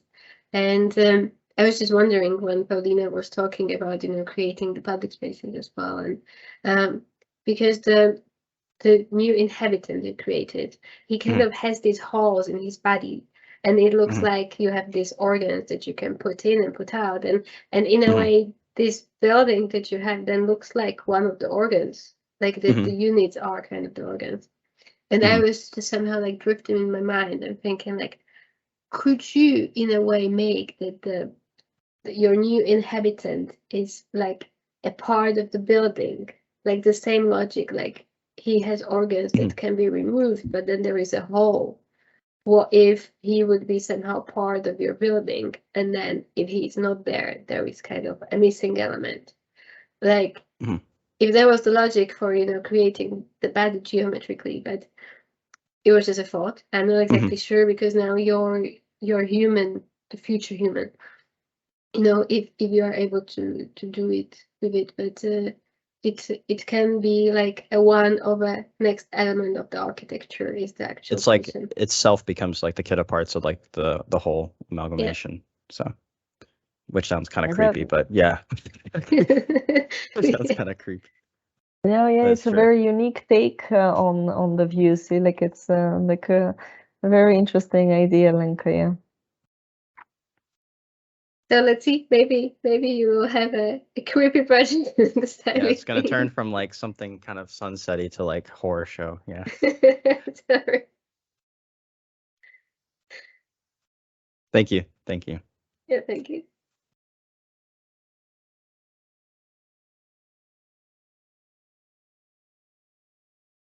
Comments? Sorry, I had to go. I had to do some errands. Unfortunately, I missed this presentation. Apologies. I just came back. It's okay. It went perfectly. No worries. No, but the visualization is absolutely fantastic. But because I take notes for this one, unfortunately, I missed that one. Apologies. No problem. Thank you, though. Thank you.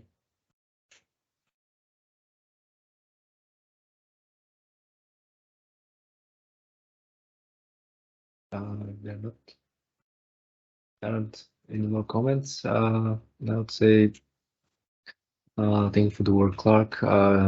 It's been a tough chapter, like you're working alone and you split it. I think you did a very good job. Let's push it a little bit more for the next chapter, and you can we have time in the end to go back and add the prostheses in the public space and really work on them. I had him rigged, and then it did some weird stuff, and then I was like, okay, I don't think I'm doing this right. Just kind of left it alone. Yeah. Also, the material choice for the prosthesis is similar to the corpuscle as well. So I learned that like with subsurface scattering, like it responds to the lighting. So he turned pretty orange sometimes, and I'm like, I don't think that's what I want. But yeah, it's just a lot of things I did not expect, basically, when I put him in the scene. But yeah, that's why we're doing this presentation now, so that you know what's happened and how you want to correct it. Okay. Cool. Thank you. Thank you, everyone. Thank you. Thank you. Let's move on now to team A. Okay, let's go on to Shivani and Akash. Next team. Hello. Hello. Do you see my screen?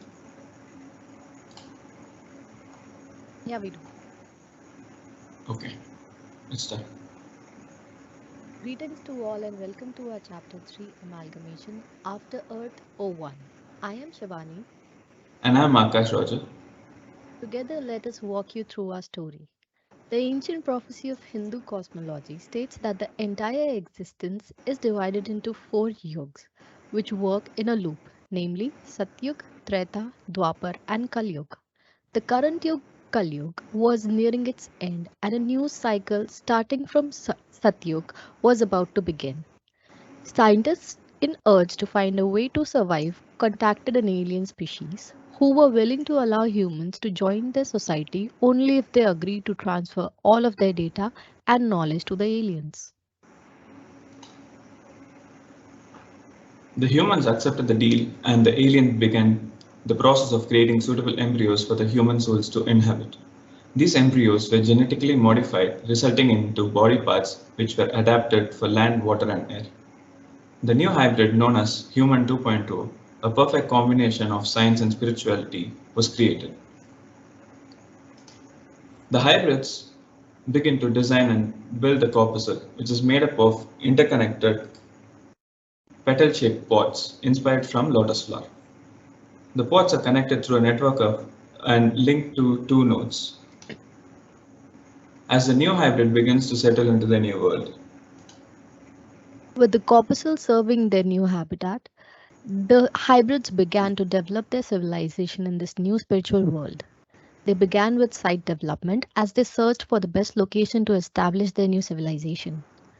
Different aggregation strategies were developed to achieve the desired amalgamation for their living, leisure, and workspaces.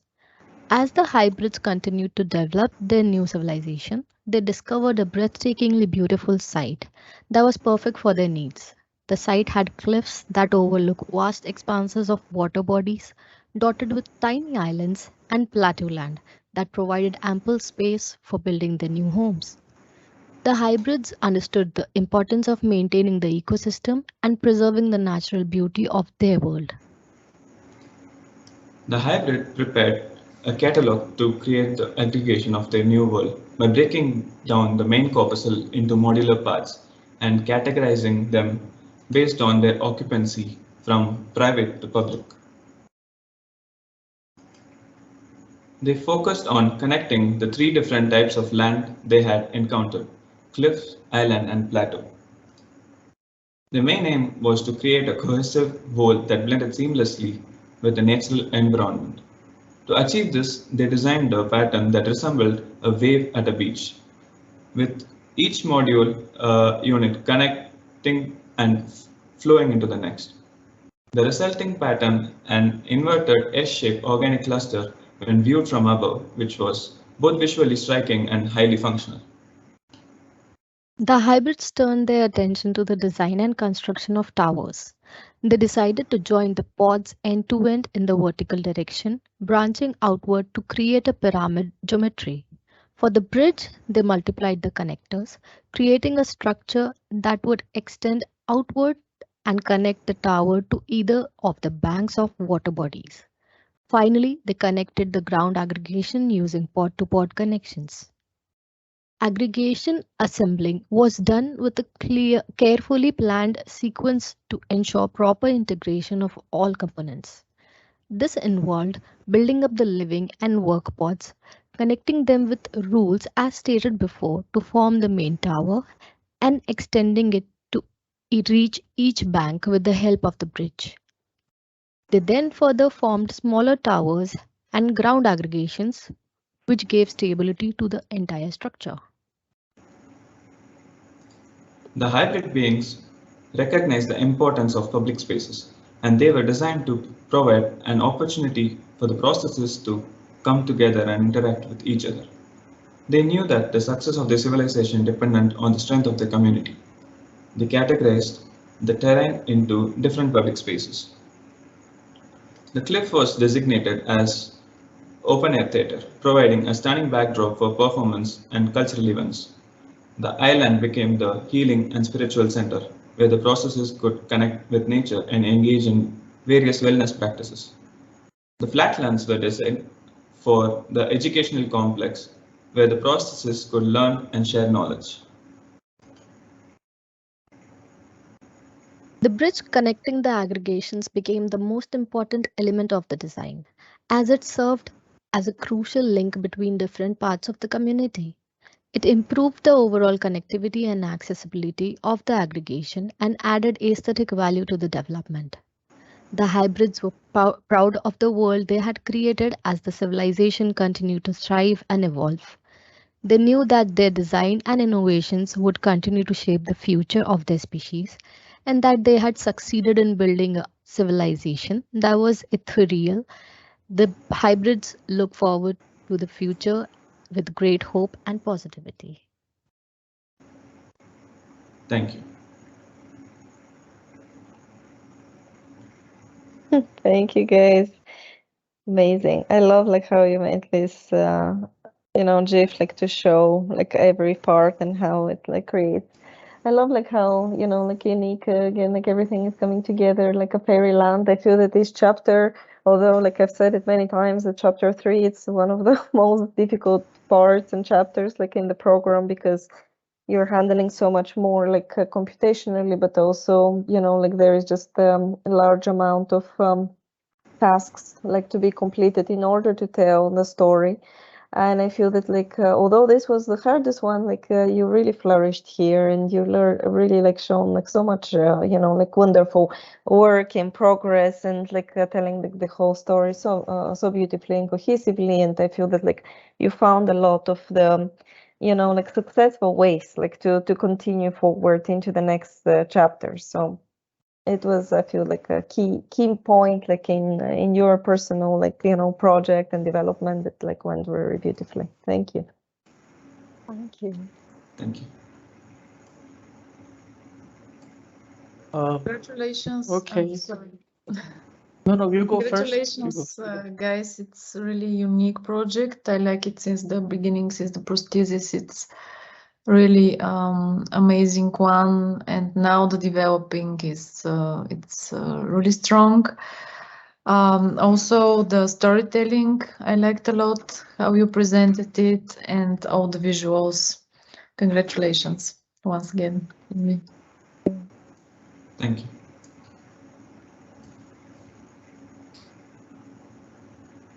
Okay, Lina, you want to go first? You can go. Okay. Well done, guys. I really enjoyed, especially the very first part, the prosthesis and the what is it called? The enhancement of the human body. It reminded me of again of Hossein Chalayan. I will again because I have a good photographic memory. My vocabulistic is not that great, but image relating is good. So at the very first part, it reminds me like creating like those like wings attached to the human body. It kind of reminds me of what Hossein Chalayan had did back then. I had the privilege to watch the show, so it might be you can use it as an inspiration. In regard of yes, it's in regard of this public space and the tower formation. I really enjoyed that you are using this like these elements or these components that through this linear curvilinear kind of formation you are repeating them or linear array them. However, I thought that maybe throughout this growth or this repetition, at some point you could transform them into something that it gets either bigger or transform into another function.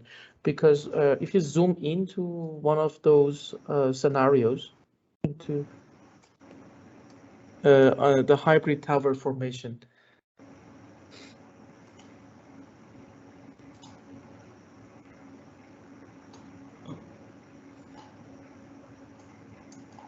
So, sorry, I think, yes. So if you're seeing that those gray elements, they are all the same, that yes, they are gradually like the amount of this harmonic change is, I think if you could somehow I don't know what would be the right word, but somehow dramatize it in such a way that suddenly it gets transformed into something else. I think it could get bigger because the scale wise and the number of subdivision is a little bit high. I don't know if I make sense in that sense, in this argument that I make, but yes, if you could play with the sizes, the overall for your composition. That's my only comment, but the color, but the overall, the visuals, the renders, it looks fantastic. Thank you. Well done.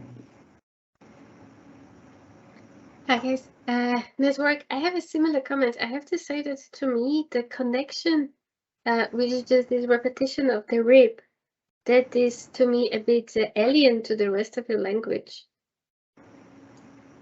And maybe I just kind of did not understand where that came from. Like exactly in this image when you have now just the kind of the bridge to your next tower. Like how did you arrive to that rib? Are you talking about the bridge thing? Yes. Gosh, there's an image which you can show the connection part. Because you have the language of the pods and of the tower, and that is very different language. But this the bridge one. No, actually, this was like this was the base, and Okay. yeah, the connections where all the connections were present, we placed the pods there, like the petal pods there. So this was basically the first step, and the petal pods were like the second step for the like process. Sorry, the corpuscle. It's just in this one, it looks much more organic because it looks like you have these points on the different locations and you bridge them through, like in your image number 6 on the right. And then when you made it into your general aggregation, maybe it's just because of the camera, but they all look like, you know, one after each other. And that is just, to me, in the composition you created a bit. It just doesn't look like part of it in a way, because everything otherwise is like nicely connected through the nodes and you know it's developed, and this one is like too rectilinear. So there was just kind of what I would maybe have a look at if the bridge can kind of more become a part of the language of the towers, so that it doesn't look like a element that repeats, or maybe it's just about selecting different cameras. Yeah, thank you for sharing the project. I'm sorry, just to add one note into my comment. I think I already sent the Darcy Thompson the theory of transformation. That there is the fish within that grid, Cartesian grid, and by the time you transform the grid, the fish starts to get basically transform into another types of fish. So maybe if you could try to apply that effect, it could help a lot. Because yes, I mean, this repetition, you could basically try to break it by creating some radical mutation into it. So that would be my comment. Thank you. Thank you. Thank you. We'll definitely give it a look. Okay. Thank you guys. Super happy how it came out in the end. Lovely visuals out there. Thank you. Thank you. Thank you. Let's move on to Group A. Sorry, Group B. Visual stunning. Very good job. Okay. Thank you. Thank you. Let's see B1. Anya in the back. Hello.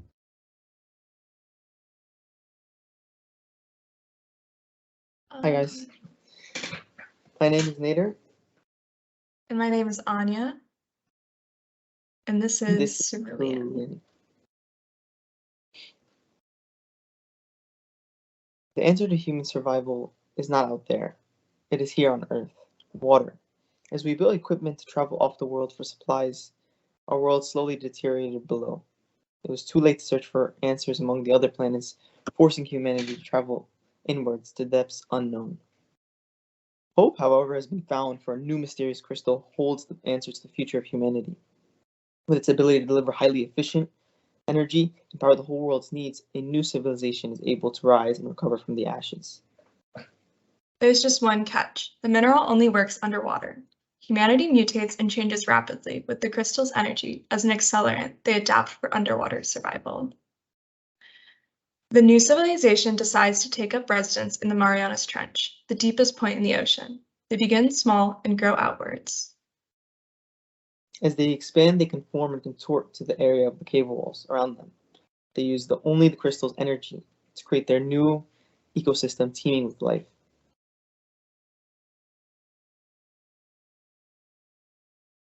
Each new being has their own dwelling. It makes up the central system that is interconnected, similarly like the species. There are more specific housing dwellings depending on status or role within the society.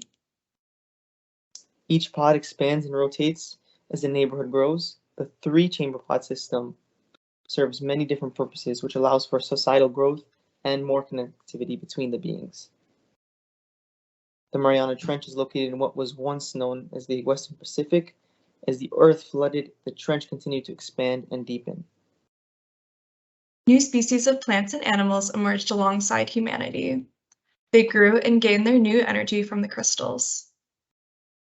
Humanity harnessed the new regenerative power from the new species around them. The civilization adapts using the deep ocean floor, now as its celestial sky, a vision to explore and establish the previously unknown. The new generation of humans have created a housing structure to suit their needs. These structures create a new network of cities underwater that rely each on each other. Crystal's energy powers everything in this new network. It creates a bioluminescent lighting, energy to regenerate and restore health for the beings, and creates a neural network of systems the beings use to communicate and control. There are 5 public spaces where these beings can join together. The Aquatic Oasis, the Restoration Zone, the Town Hall, Mineral Market, and the Resource Reservoir. It is here where the beings of Cerulean have fun and exercise. This is a space where they can roam free and swim. Here is where the beings come to relax and restore their vitals. Civilization has found ways to regenerate using the crystal's power. The central meeting place for all beings of Cerulean come here for the important festivals, meetings, and social engagements. The mineral market is where the beings can buy and trade minerals and resources for their needs. And the beings of Cerulean mine the crystal at the resource reservoir to later be allocated and distributed at the mineral market. The beings of cerulean are ever adapting and changing to their underwater environment. Their dwelling system spirals and continues along its path, flowing along the ocean floor just like a wave. As it branches out, the people are in search of continuing their network and everlasting survival. As they gaze upwards at the ocean sky, they think of their ancestors and what was once on the surface. They think about the other humans who left Earth and how and where they went. But most of all, they think about how lucky they are that the Marianas Trench has provided such beneficial sustenance to continue the human race. Cerulean can only continue with the being's persistence for life. They must continue to develop themselves in cities as they push their civilization further. They're an interconnected being who rely each on one another to survive. As they move towards their next chapter, they're pushing their own boundaries forwards to create a network of cities far and wide across the ocean floor. As this civilization grows and continues to persevere, the cities and the connections will also have to adapt and change for further challenges and lifestyle changes.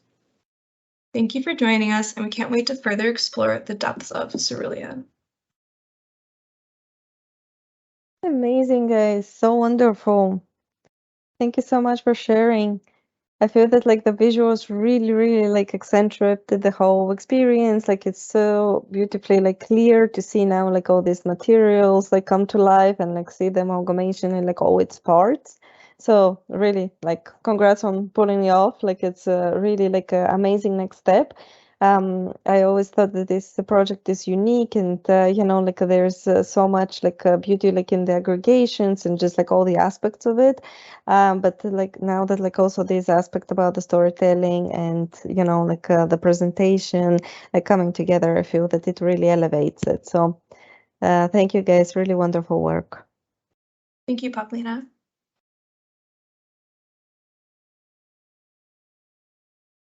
Well, congratulations, guys. I think this this configuration of the transformation, this linear transformation from one cell that through this gradual deformation that becomes something else, I think you guys were more successful than the previous group. I think maybe you could share some knowledge in that sense. I just have one question, something I didn't understand. I think it was about the performance of some of these cells. One of them was for the market. I didn't fully understood that why all these those cells they were looking the same. Why not? Because if you see your repertoire, or if you see the overall design, I will see that everything is constantly changing geometrically, formally. But somehow, like the restoration town hall, they are following the same. For example, the restoration and the town hall, for some reason they look quite alike. But when we see for example, the stage 9, when we see the components individually, you will notice that they are not the same. They are connected, they are sharing the same geometrical DNA, but they are transforming. So perhaps I didn't get that fully. If you could clarify on that, that would be great. Yeah, I think so. We wanted each space to feel more individual based on its function, and I feel like you're saying that we could push that further and develop it even further, which I agree with. Because everything within this configuration and composition of these elements coming together, what makes it very strong is the fact that even though geometrically they inherit the same geometrical shape properties, but somehow they are constantly transforming. But when we are looking at them at that scale, it seems like they are almost the same. So if you could try to give them a little bit of individuality, for example, with the aquatic oasis and the restoration, to give them more distinct character, I think that would make it more successful. No, because from the aerial view or from a distance view, we could actually see this differentiation, yes, here, but somehow when you zoom in, it lacks a little bit of individuality. So if you could keep the same, give them the same character, different character, within like the function, different function with different formation, that would be more successful. But Okay. apart from that, the visualization and the configuration is perfect. Thank you I really so like much. it. Thank you. Thank you. Hi guys, I have a question. Is the object like constantly floating? Because you have this array of the things to kind of deform and morph throughout the way, and they look like floating. So are they kind of fixed in that position, or is this some snaking structure that constantly kind of moves along together? That is a great question. We definitely built it following the cave and thinking that it would connect at certain points along the cave structure. But I think it would be really interesting if we could animate it, almost like breathing, getting smaller and larger as it flows. I think that's something that we still are trying to decide as we move forward. Yeah, for something like this, I guess it would definitely make more sense design direction wise. To have it be like a dynamic architecture, something that responds and adapts to its own environment, because that's how the ocean operates. You know, unless it's like a static plant, which even at a molecular level doesn't stay static. There's definitely room to kind of explore around that. Because the language for the elements does really look like coral, like what is your town hall and so on. Those Yeah. they look to be attached to the stone. You had there, I saw some kind of a close-up image where it looked like it's attached to the stone and then it's growing. But these elements, they look like floating. So I was just wondering if you are playing with these two different dynamics. I mean, you could do that as well. Or maybe these ones, this kind of snaking structure is just having some small connections to the stone that still allows it to move away and move closer. And although it is between your canyon, it is maybe always like a Spider-Man, you know, like it kind of connects somewhere and then it moves. So it can then inform your animations, or you know how it behaves, or if it goes through a different canyons and what it does. So it's nice to see these two different languages and maybe, you know, as it was mentioned before, like if the one which is the town hall is kind of taking a little bit more of the morphing, and maybe this one which has very nicely developed morphing is taking a little bit of the knowledge of, you know, where is it positioned. It would be really, really nice to see the next steps. So congratulations. Thank you so much.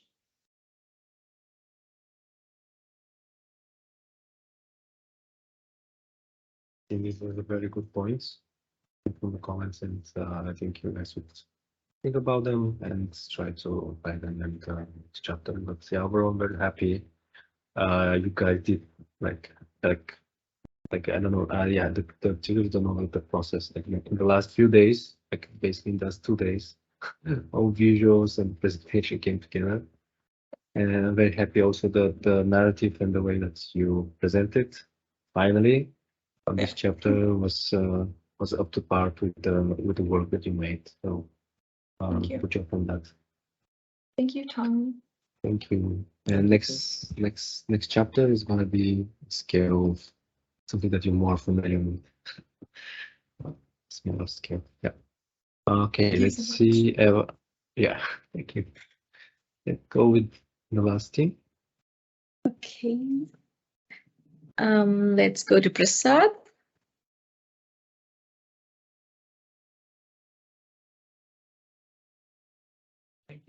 Yeah. Okay. Hello everyone, I'm Prasad and I welcome you all to Nidotopia, the Nidoroid Haven. Sorry. Second, just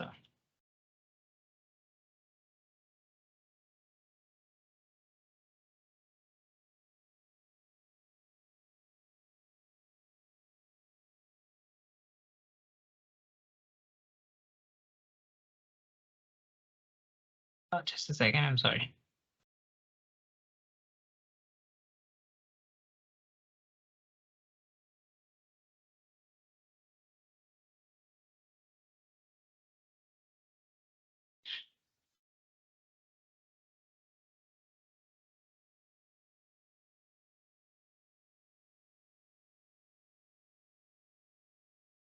Okay, here we go. Sorry about that. Yeah, so it all started in the year 2222. Vast amounts of land had been reclaimed by the oceans. People left their cities in search of refuge. Political tensions were at an all-time high, with wars resulting in a permanent nuclear winter. Radiation's level peaked. The only survivors of the catastrophe were the Aquanauts, Captain Spectre, and his diverse crew of 300. They lived in a habitat underwater with the help of artificial gills made from cnidarian or jellyfish DNA. Increasing radiation levels meant that the team had to find a way to extend the lifespan of the suits to survive. They descended into deep waters. Eventually, the radiation exposure caused the cnidarian cells to mutate. This happened in stages. The captain, with the Aurelian gene, had to rely on mechanical interventions to survive. He became the first cnidaroid, a jellyfish human cyborg. Throughout the years, his cnidarian abilities grew multifold, but perhaps the most interesting of his abilities was that the medusae or the umbrella released small polyps from the mouth region. People from his crew mutated in 4 different ways, based on the 4 different cnidarian DNA that was present. Eventually, they assessed their abilities and formed a society of hunters, defenders, researchers, and builders. Being a resourceful lot, they realized the potential of using a polyp as a habitat. They started designing a structure that utilized 4 mature polyps from each of the species, along with mechanical interventions to form pods. Multiple pods occupied by one species formed a unit. These units together formed the corpuscle. The life cycle and the circulation in the corpuscle started at the incubation chamber in the Genesis Tower. The cnidaroids lived their life initially in the corpuscle. This unit was made up of 2 main components, the medusae or the polyp as the living quarters and the mech zone as the workplace. The design unit it utilized tantalum shells and structural beads to break high-intensity ocean currents to form a secure pod. The pod uses a unique suction system with vacuum pipes to hold together the organic part with the mechanical. The polyp, like the jellyfish, also has a gastrovascular cavity that helps it digest small animals. This is a workplace as well. The builder in charge of all the mechanical part building uses this control rig for the operations. As time went by, the need for a city arose. Initial design interventions were based on coral polyps. The site was analyzed, form finding was done and directed towards achieving organic growth.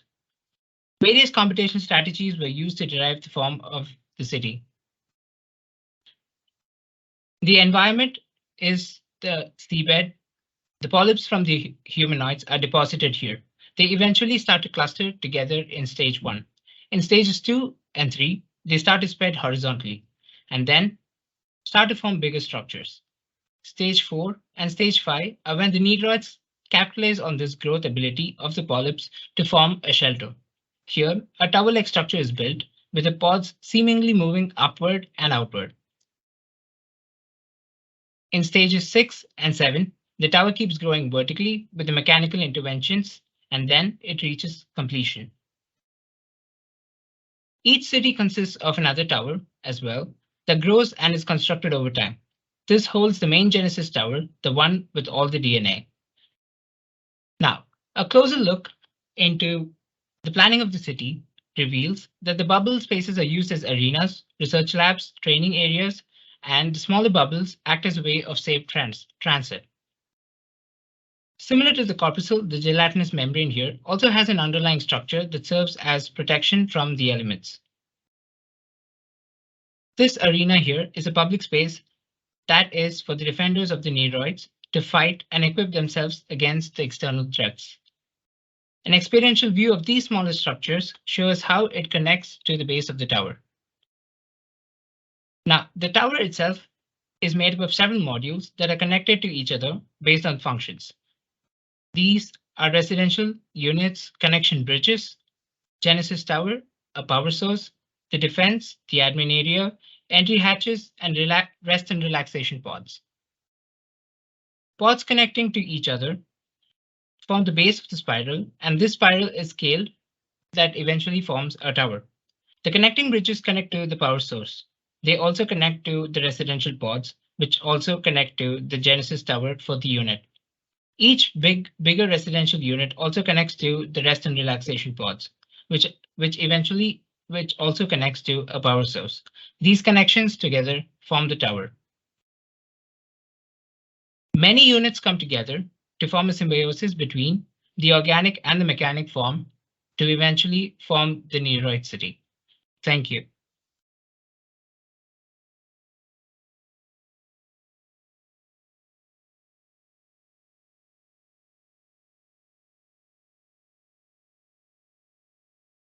Thank you, Prasad.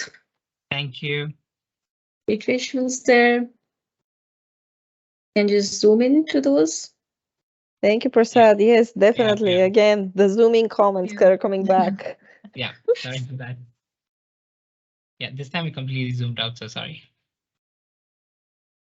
Yeah, but also like some of the pieces like of the aggregation, right? Like the different aspects of it, and then like you were explaining them, but they were like so far away you couldn't really see them. So if you can go back and show like some of those, that will be amazing. Yeah, for me, like this is. I'm sorry. No, continue, sorry. No, just wanted to say, like, like that for me, this is a very interesting project. Like, there is a lot of like work again, like went into it. Obviously, like the aggregation is so complex and resolved. But I do think that there is still room, like, about like these visuals, and I know it's devastating to keep hearing that. But like it's okay because like again, like it's still work in progress. It's not a final, but I do feel that like the work will be elevated. Like if you find like a better way like to display the work. It just feels a little bit like still like a flat, two-dimensional, just because of the very similar materiality when we're talking about like the reflection of the metals and the glass, like and like the darker like like aspects of it.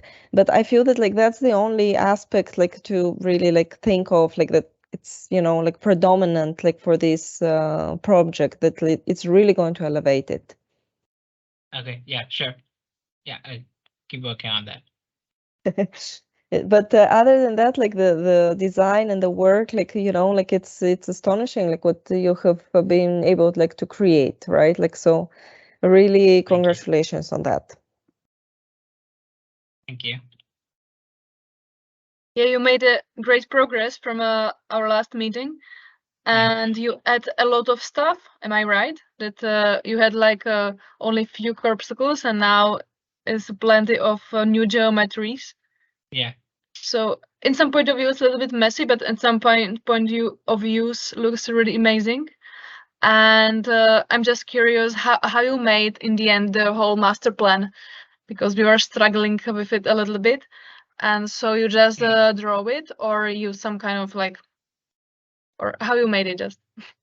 Oh no, it was just like I used like pufferfish to get the like try to connect both the towers together. So and then like basically just had like surfaces connect to each other, and then like used Grasshopper to just make the bubbles and the stuff, all the whole like the horizontal aggregation part. Like no simulation like involved. Okay. Yeah. But it looks cool. I was just curious because we had some talks about it. Yeah.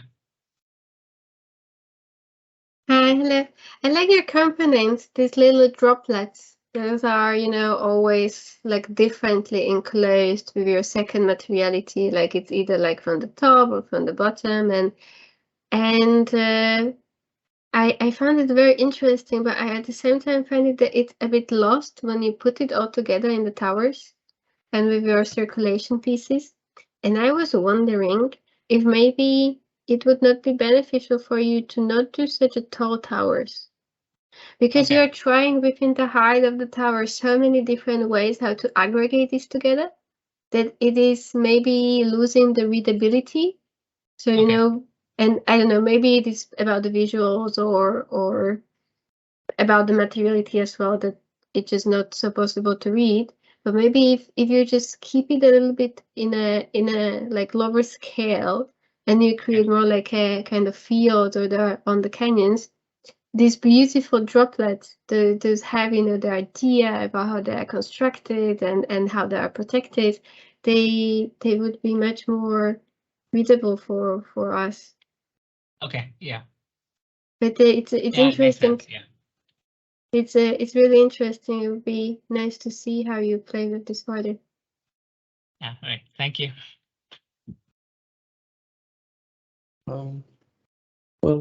Congratulations, guys, for the very excessive amount of work or this geometrical plethora that you guys have managed to put these things together. And in general, I like this. Can you go to the pod chunk section? I really like the fact that you created that perspective section to make it more comprehensible inside that geometry, that how does the system would work, and you know, getting the inspiration from the polyps. And even in this, yes, this one, I really like that.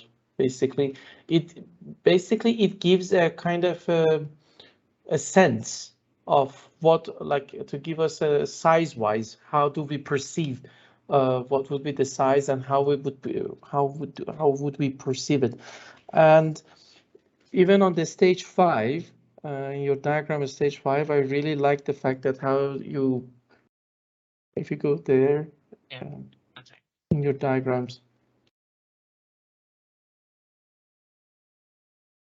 but the fact that you sequence the work, the development of the work, yes. Yes, so that was the moment that you were trying to blend in two different systems, the horizontal into vertical. Even though I agree with Lina that yes, perhaps not so much of these droplets, but perhaps if you could get some inspiration from coral reefs, create them into expand them horizontally, and then let the space in between something happens there. My overall comment is that, yeah, you have done an amazing job. Is just that for the scenarios at the very beginning, because I was trying to write down like all these, like, because you were basically you were like a screenwriting, or you are writing a scenario. So many things happens. So my recommendation is that either narrate it slowly, because so many apocalyptic incident happens in a short amount of time, so it would be difficult to follow. Okay. So either reduce I love this comment. Yes. So many so much apocalypse is like, you know, you need to. Yes, it's like, yes. Yes, so many things happens at a very short amount of time. Which is actually true, because if you're looking at it right now, like what's going on globally, if you just compile all the news together, yes, it's hard to take in. So perhaps if you could ease, like, to reduce the heat on the stove, it would make it a bit, it would make the flavor to blend in much nicer. But overall, it's very amazing.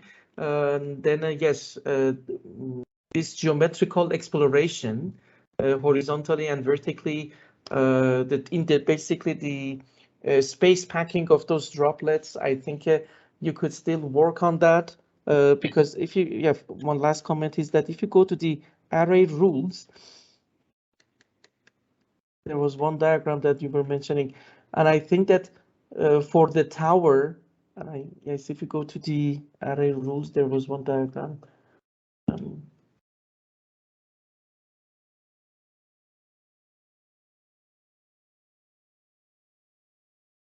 Yes. So you see, you have the pods, body-to-body connections, you have the base of the spiral tower, and you have the spiral tower. Basically, as mentioned before, for the other groups, it would be good that, again, the geometrical DNA is the same, but somehow when these cells, they grow, you know that us as human beings, at some point in our lifetime, we were one cell, basically, and then we subdivided, and then we started to have eyes, lips, and basically our body starts to take shape in. So perhaps you could use the same concept in biology as well. So yes, the geometrical inheritance, it could be the same, but once they become like the spiral tower or the base, they could be something a bit different. They could mutate into something else. So yes, so that it will basically enhance the overall composition of your clusters. Thank you. Okay, yeah, sure. Thank you. Yeah, I'll work on that. Yes, and I just wanted to say that unfortunately I have to leave now. Well, I have some timing. personal matters. That's the last final group. project. Okay, cool. Sorry, because No, it's such a pleasure like having you all here. Really, thank you so much for joining us. Thank you for your time and for the consideration on each of these projects and giving like guidance and ideas to the students. They're so highly appreciated, really, because again, like this is a team effort of many educators and individuals throughout the whole academic year in each chapter, like so many like special thank you to Christina and Andre who joined us, but also like to the team who is always here, and obviously the protagonists in this master's degree, the students who are always like going above and beyond and giving everything they've got like in order to create these really beautiful and unique projects, find their own voice, find their own way to present and to just like showcase the work in the most possible way that it actually reflects them as designers. That's where this work is so unique, because like it does represent each one of you. So thank you everyone so much for joining us, for being a part of this. Super proud of you all. Thank you. Thank you all, and I just want to apologize. I was just keep calling Lenka Lena. I apologize. It's okay, I got it. Sorry. No, it's really awkward because we were colleagues, we were colleagues in Zaha. It is really, but anyway, I apologize. But anyway, keep up the good work. Really, really amazing and inspiring. Basically, even the last time, you guys are really changing the discourse of architecture, blending in art, science, fiction, ideas, visions. So keep doing that. Really, really amazing. Thank you so much. And thank you guys for sharing all of the projects. It was a pleasure to be here and see all of those, and good luck with your next endeavors, and I'm totally sure it's going to be really beautiful in the end, and you will all end up with fantastic projects, and you will learn a lot because you have very good educators. So good luck and thank you. Thank you. Thank you, everyone. And yes, we'll keep in touch. And Ariana and Lenka will also like send you more, like invitations in the future. So, our door is always open. You're always welcome to join us anytime you have some time to spare. Thank you. Bye, everyone. Sure. Time Cool, for guys. celebrations. Sure. Peace and enjoy your day and night. Bye bye. Very true. Thank you. Thank you. Thank you very much. Amazing Thank you so work. much. Thank you. Thank you.